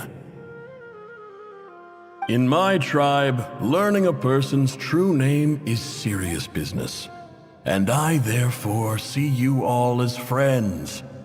You were kind enough to leave your contact details, so we could stay in touch. The Shimti tribe lives a harsh, nomadic existence in the desert. You were sympathetic towards my plight, promising to make me a special ambassador of the academia and help us find a way to make a better living. This brings me to my reason for writing. Our tribe has fallen on particularly hard times, and I would like to ask for your assistance. There was a terrible sandstorm a few days ago, which blocked up the well in our land. To ensure my people's survival, I had no choice but to venture into Iyab and Unut territory in search of an alternate water source. The Iyab and Unut are descended from the Thamudians, while we trace our ancestry to Tulatala. We worship the Lord of Flowers and have had relatively good relations with our fellow tribes up until now. I found a well belonging to the Iyab tribe. They declined to help us, but I really had no other option, so I took some water to keep me and my tribe alive. My action. When we met, you assured me that you would be my ally in the academia. I would like to take you up on that offer, because I really need your help. I wonder if you could send an academia representative to meet with me. That aside, the last time you were here, you mentioned that the academia had started accepting students from the desert, and I told you a little about my daughter, Nefer. We have next to no resources here in the desert, and my power and influence are limited. Would you consider enrolling my daughter at the academia? She is a smart girl. I know she won't disappoint you. From the outset, the academia never took you seriously. Those things they promised were just empty words. I doubt they even remember the name Sinuhe. And you were so emphatic that your luck had finally changed for the better. You swore you'd lead us to a better place one day. You spoke with such conviction, like you were the most powerful chief in the whole desert. You liar. You lied about everything. You promised the world and delivered on none of it. And who fell for it? Which makes you a pathetic liar. You weren't even any good at it. I think I'll take over from here.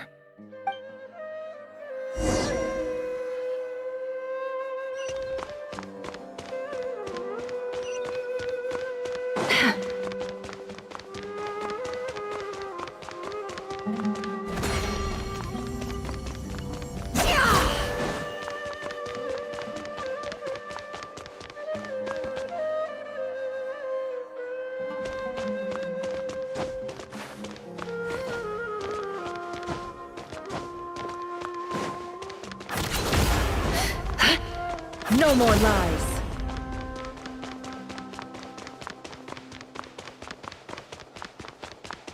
Can't hide the truth. I just came to say goodbye. Thanks for everything you've done for me in my time here. Nefer? You packed your bags. Where are you going? I'm quitting. Something's come up in my hometown. Gonna head back and deal with it. Huh? But this was a hard-won opportunity for you. You know that better than I do. It was, but it doesn't matter. I have more important things to deal with and they can't wait. Oh, and I didn't want to overfill my bags, so I left some incense on your desk. What's wrong? I thought you liked incense. Although, I did read somewhere in the House of Dana that it has hallucinogenic effects. Don't use it all at once, alright? Isn't this the stuff you brought from your hometown? You're just letting me have it? But you said it's a rare and valuable commodity. Yeah, about that. I lied. It's not rare at all. There's this bunch of ruins near my hometown that are practically overgrown with this plant. It's not worth much. Keep it, it's fine. But Nefer... Alright, that's all from me. You take care.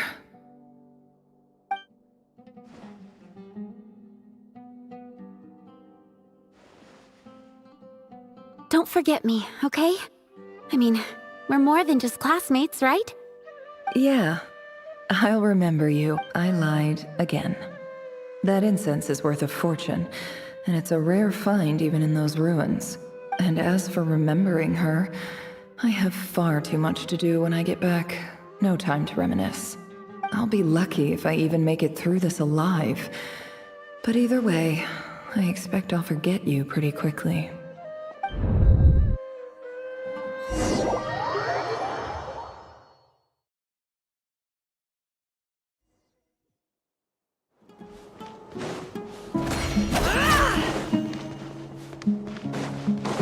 No more lies. Can't hide the truth.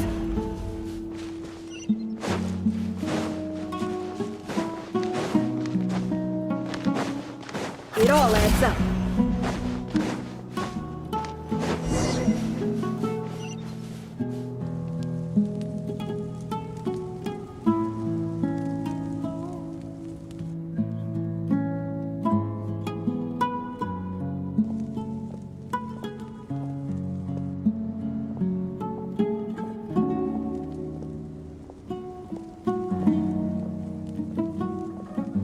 It's a pleasure to meet you, Mr. Arif.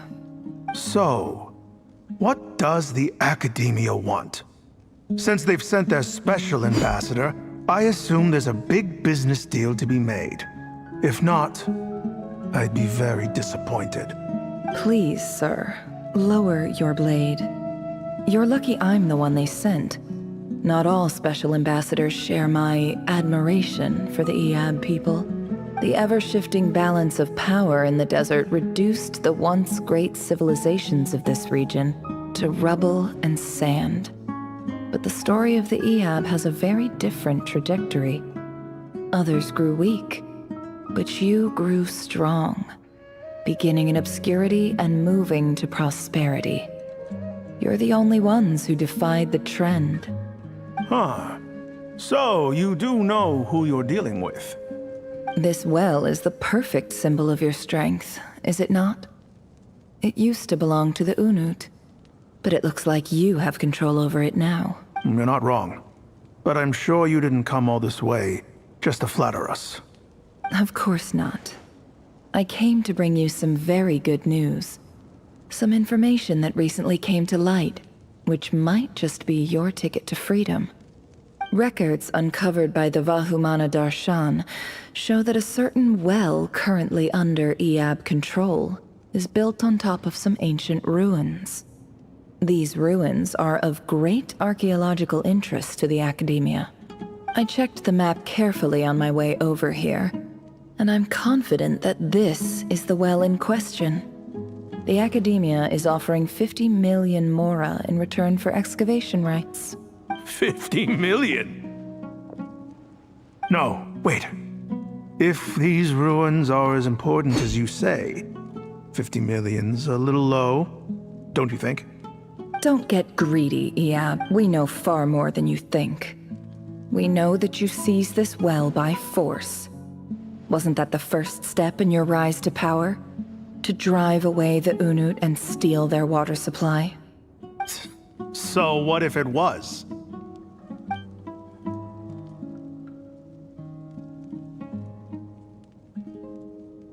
Don't worry. As unscrupulous as it was, it's something we're willing to overlook. The Academia is only interested in dealing with the de facto power holders in the region. I hope I am making myself clear.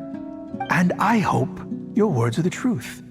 If I find out the Academia is trying to play me, I'll hunt down every one of your people and make you watch as I cut their heads off one by one.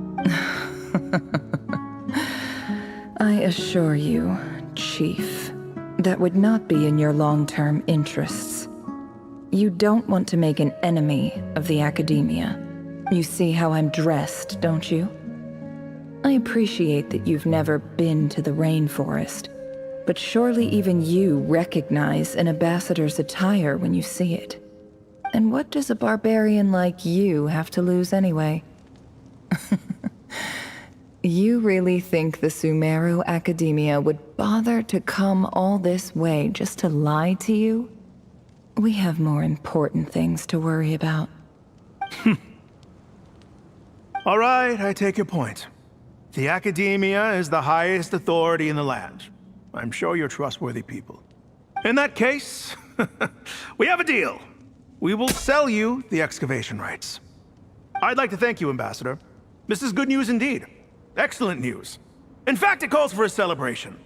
Would you do us the honor of staying a while and enjoying some Iab hospitality? Gladly. I am partial to wine myself, and I trust you are as well. So let's indulge in a few drinks together, in celebration of this momentous occasion.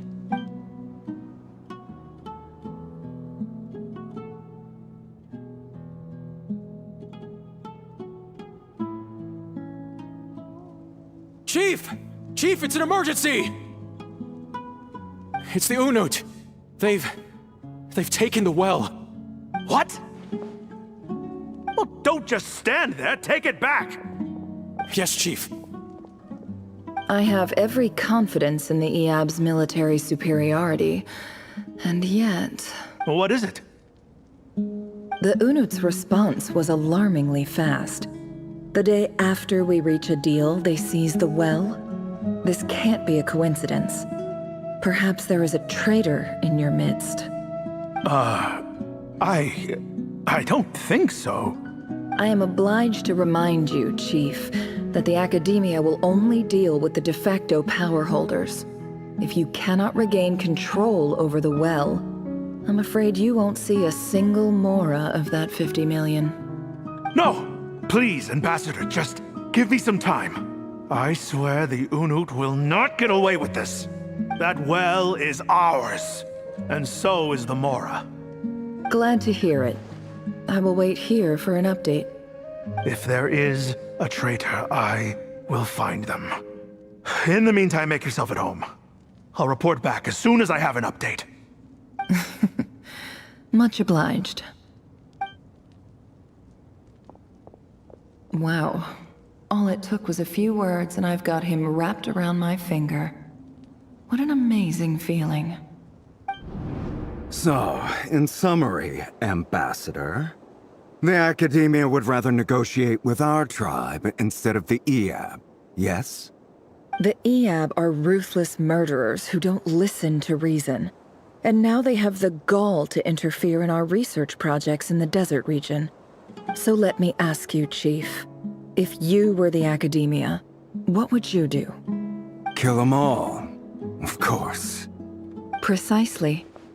The Academia does not tolerate those who stand in our way. The Eab have held back our academic pursuits for too long, and our patience is wearing thin. At the same time, there is simply no way that the Academia can be seen to be intervening in desert affairs. I'm sure you understand where I'm coming from. We have our own rules out here. If the rainforest dwellers raised arms against a desert tribe, you'd start a bloody war. Right. We can't confront them ourselves, but we can support their enemies. The Unut have always had strained relations with the Eab, which makes you our natural allies. Natural allies? Weren't the Eab your allies once? You were quick to send them after us to protect your interests back when we stole that water. And now look at you. You're at each other's throats. Let me be clear. The Academia wishes to collaborate with the legally recognized rulers of the desert in this matter. We are asking for excavation rights to that well, and our offer is 50 million mora. Say no more. I believe we have an understanding. Good. Then I suggest you get to work. Get us access to that well, and the mora's yours. You see, Dad? Lying is easy when you know how. People will believe anything.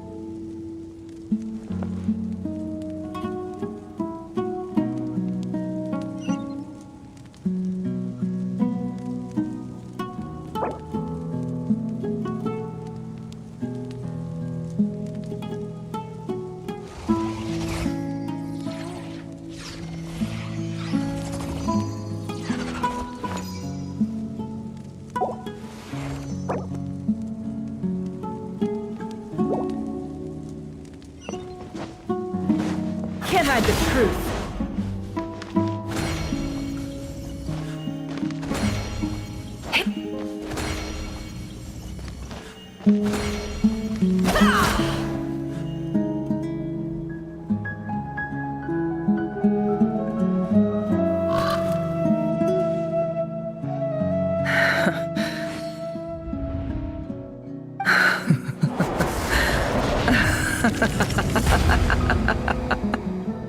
Look at yourselves. You may be vile, savage monsters, but your butchered bodies bleed like any others. You're no different. You're nothing special at all. The monsters who destroyed my home, they're just ordinary, petty human beings. What a joke. I think we're even now. Maybe I've even done the desert a favor. It's a better place without all these people around. Oh, Sinuhe, my gullible fool of a father. Perhaps if you'd been as ruthless as I was today, our tribespeople would still be alive. In this dog-eat-dog world, a chief needs to be tough to survive. But you couldn't do what had to be done. So I did it for you. Nefer, it's okay. All of this is in the past now. I believe I remember you promising to remain silent. Yeah, but even so... Yehoda, is there anything you can do to ease the tension? Alright, time for a sharp turn onto a completely different topic. So, anyway, that's enough of that. When are we getting out of this place? Feels like we've been walking forever. I'm getting pretty tired. Oh, Alma, you tired? Yes. If we can find somewhere to sit down, I could certainly do with a rest. It's not far now. There should be a temple just up ahead. Yes. Really? A temple? That's where this story ends? I guess that's how things go in the desert. Desert dwellers can never escape their destiny. Or so everyone says. I never wanted to believe it, but looking back now, I'm as desert as they come. You mentioned a temple. What's waiting for us there? My biggest trade secret of all. Ah. Then I'm guessing it's where you got your power from. The power to peer into other people's minds. I didn't know you were clued up on any other religions. I'm no expert in the history of Sumeru, but since you come from the desert, I would imagine it has something to do with King Deshret. Sounds impressive. Oh, I know who you mean. General Mahamatra Sino. The spirit of Hermanubis dwells within him. That's Boss Neff for ya. She knows everything. Sino's hardly a figure of obscurity, but I know about Sethos too. What about him? Is he a big deal or something? Well, he's not a small deal, let's put it that way.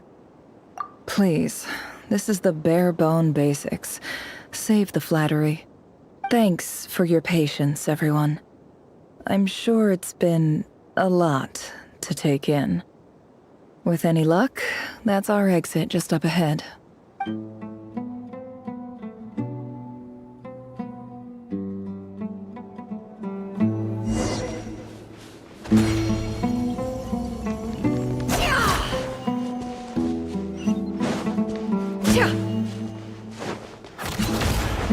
No more lies.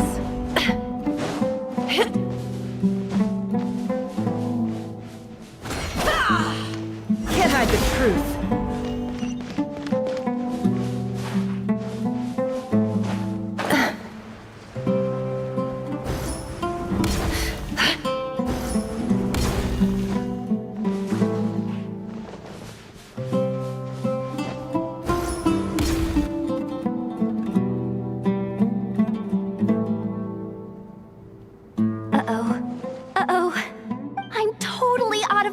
Here, I don't have anything to add about any of this stuff. Like, look at that statue, for instance. I want to do the whole name-dropping, this girl knows her stuff thing too, but I've never seen anything like it before. A statue with the head of a bird. That's Thoth, the Ibis King, one of the 7 pillars of King Deshret. The legends say that he, the Crocodile King, and the Goat King were the 3 retainers of King Deshret. Let's take a look.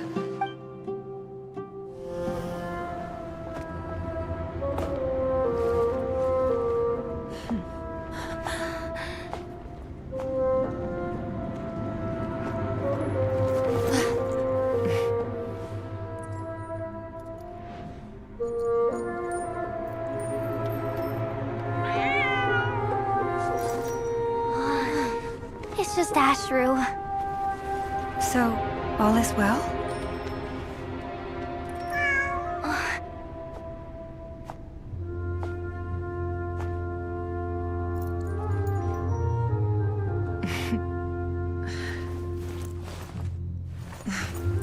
Typically speaking, at this point, the world disintegrates.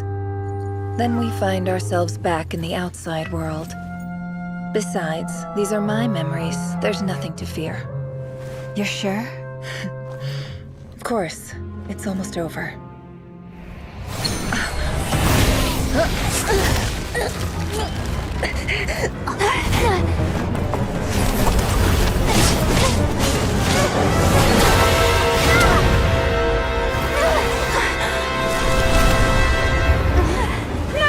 Hold on!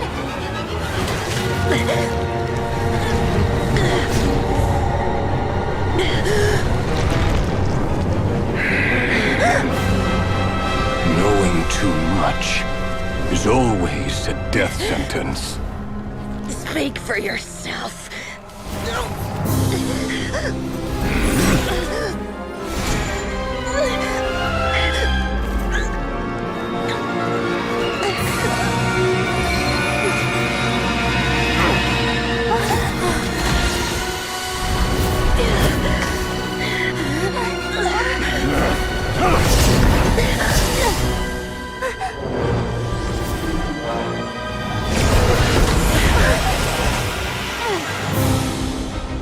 How repulsive.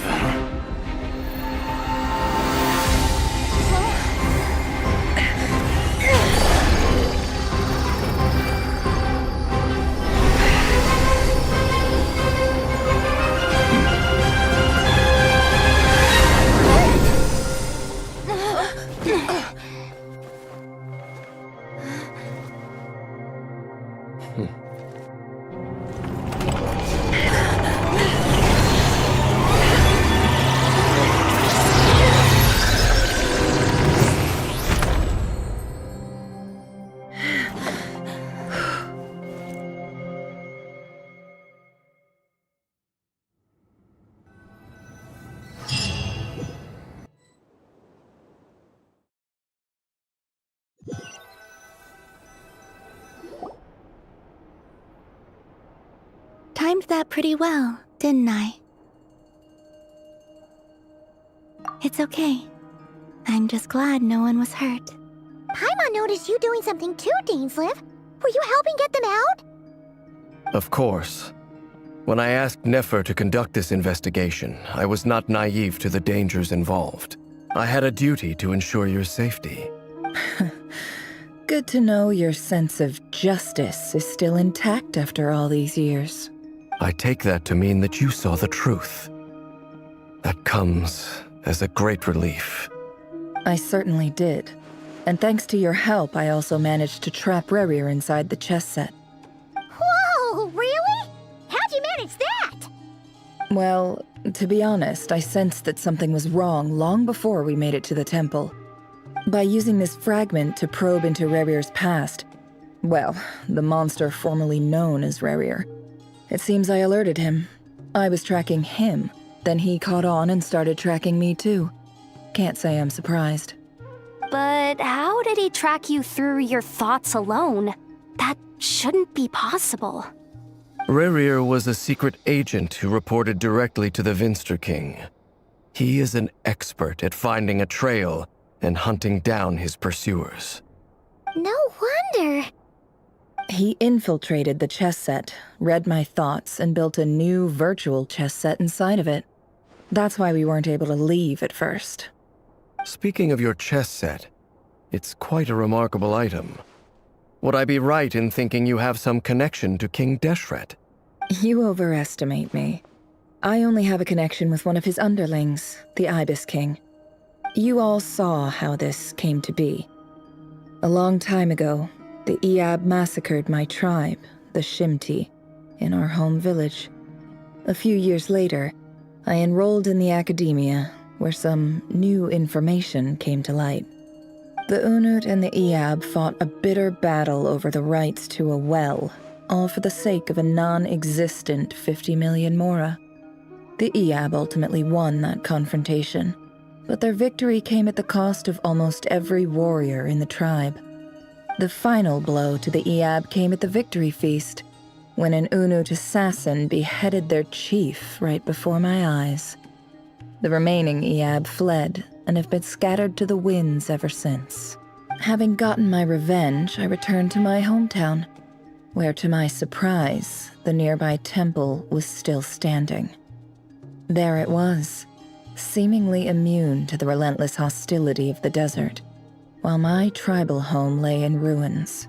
As I stood there gazing at the temple, I noticed a cat just outside. This cat, as it turned out, was home to the spirit of the Ibis King. He led me to a gate deep inside the temple, and there he made a deal with me. This chess set is my gift from the Ibis King. The chessboard within is made to the same specifications as the one in the mausoleum of King Deshret, and represents his power of piercing analysis. With this chessboard in its container, I gained a certain ability to perceive hidden secrets. Now, you could conclude that the Ibis King simply wanted to give the people of this world the power to seek the truth, but I don't believe that's the full story. Every god plays favorites. Their hearts are as fickle as any human's, full of secrets, perversions, egotistical tendencies. But precious few gods are willing to admit this. It is the same with all powerful forces, including fate itself. Their gaze falls preferentially upon a select few. As you rightly point out, this is an act of favoritism. If you're alluding to the Abyss, then yes, I agree. Gather the others. It's time to share everything I've learned.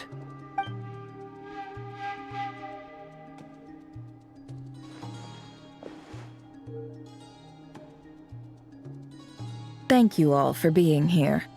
As promised, I did some further investigating into the Reicher of Solnari's background. I am pleased to report that the investigation has been most fruitful indeed. The Reicher of Solnari, real name Rerir, was once a Conrian subject who served the Vinster King. I will now share the important details of his story. Please save any questions or comments for the end.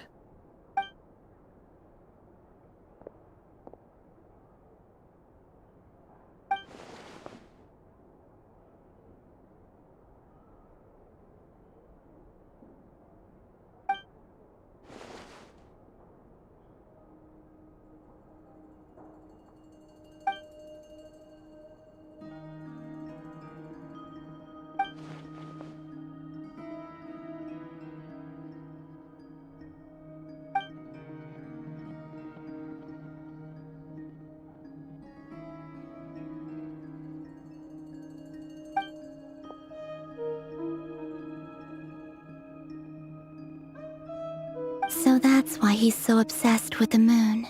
A tragic tale, to be sure. But it does not excuse his many transgressions.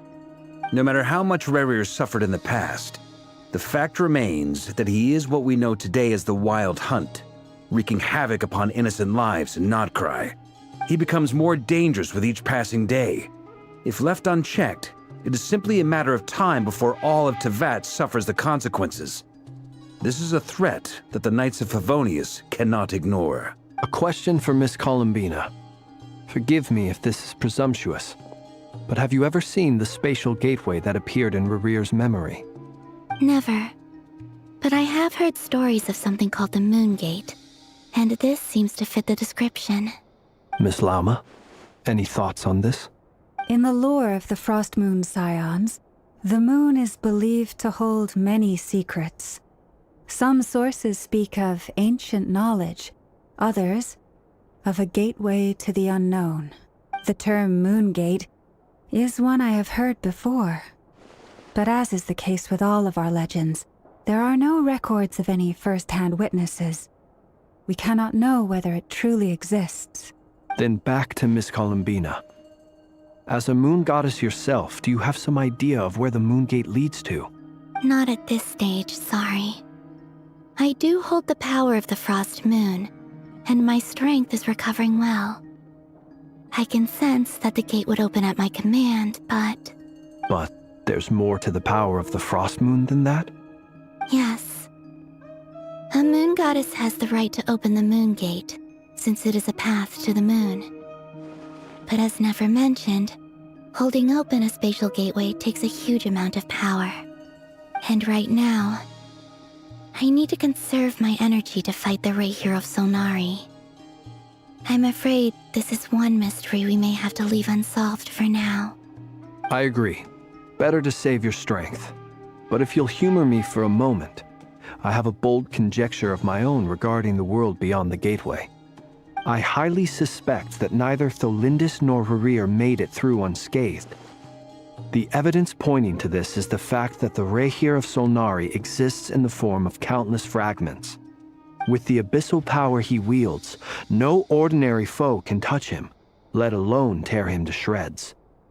And yet, the Wild Hunt proliferates wherever his scattered fragments lie, drawing hordes of monsters to many different locations across the land. So your theory is that Rarir was physically torn to shreds by some powerful force? Hence, why the Wild Hunt is a distributed phenomenon, rather than a unified one? Makes sense to me. Explains why the Wild Hunt is so pervasive, and why he's been trying to piece himself back together. He was whole to begin with, and he wants to be whole again. Without the power of the Abyss on his side, he almost certainly would have perished the moment he was torn apart. But the Abyss, much like a curse, has kept him alive. I could not agree more. The power of the Abyss is most surely a curse. It is a compelling explanation, and one that accords with my present understanding of Abyss creatures. Whether the life form in question is primitive or advanced, if a curse has extended its lifespan unnaturally, it will continue to survive in spite of everything. This raises some interesting questions. I will run some experiments and see if there is any validity to my suspicions. That being said, regardless of whether my research bears fruit, I would like to thank Miss Nefer for conducting such a thorough investigation. Already, it has greatly enriched my understanding of the entity we face. My pleasure, Mr. Albedo. I too hope that the information I have shared today proves useful as we look to formulate the next stage of our plan. Hey! What is it, Dainsleif? You look really upset! It's just... when I think of the man I once knew as Rarir, I struggle to understand why things had to turn out like this. The two of you used to be friends, didn't you? I don't know if these words will bring any comfort, but my heart goes out to you. Mine too. We can never know all the hows and whys of the way things are. The moon and stars are full of untold secrets and lies, and the skies are host to many more mysteries than these alone. Yet, none of that can begin to compare with the complexity of human life. Those are the first comforting words I've heard in a long time. Thank you, both. Well, I think this is a good place to end today's meeting. I'm sure Nefer needs some time to recover. She's been through an awful lot today. That's very thoughtful of you, Lum. Of course. Sounds good to me. Take some time to rest and digest before we reconvene to nail down a plan.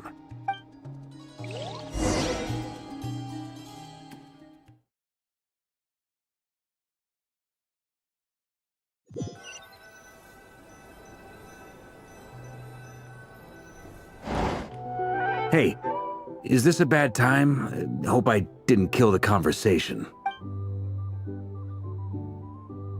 Nice room. Oh, I'm not coming in, though. Why not? It's just a hotel room. If it's all the same, I'll just stay out here. I might not look the part, but I'm technically a knight. Barging into people's private quarters isn't the kind of thing we do.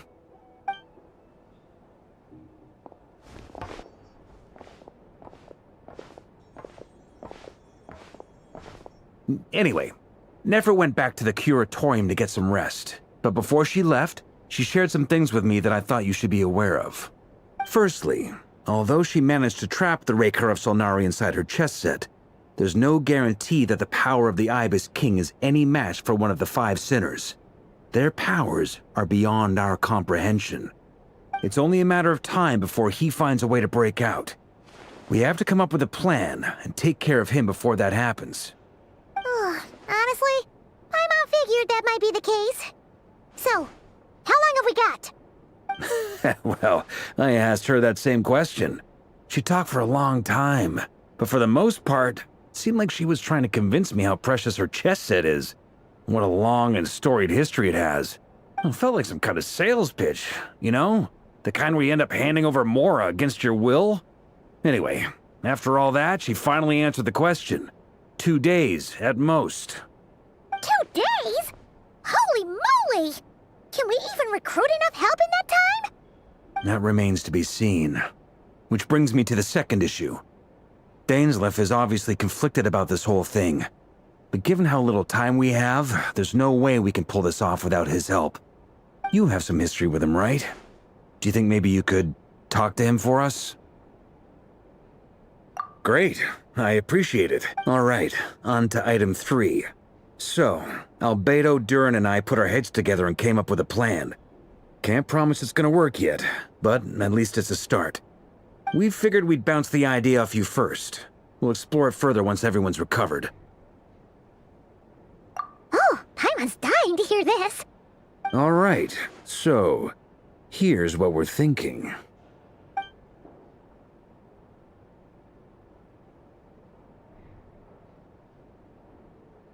We felt a little uneasy about roping you into this. I mean, firstly, you're not locals, and secondly, none of us are your boss.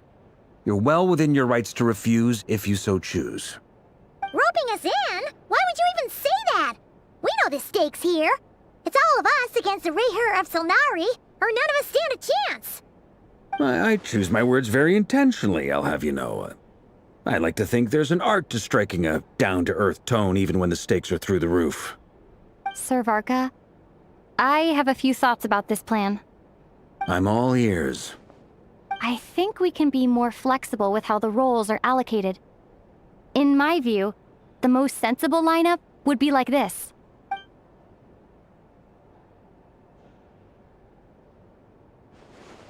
I see your point, yeah.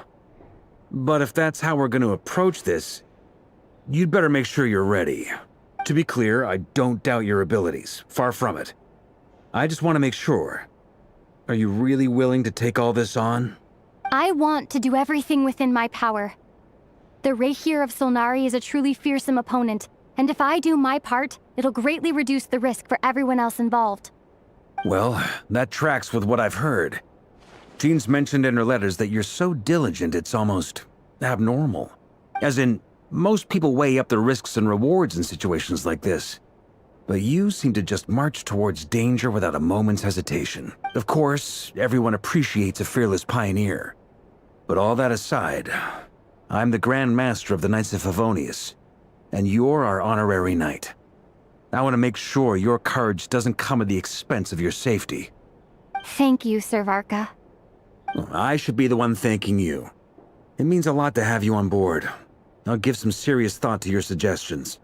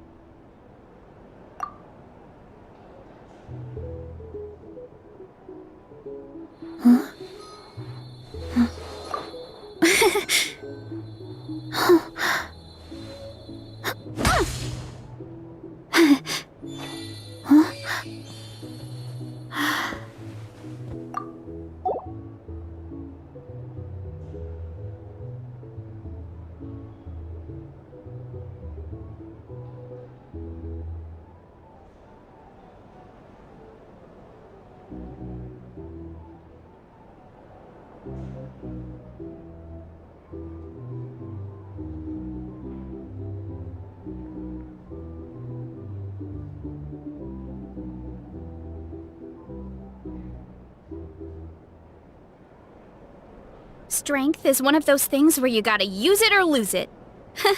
So, wanna train with me sometime?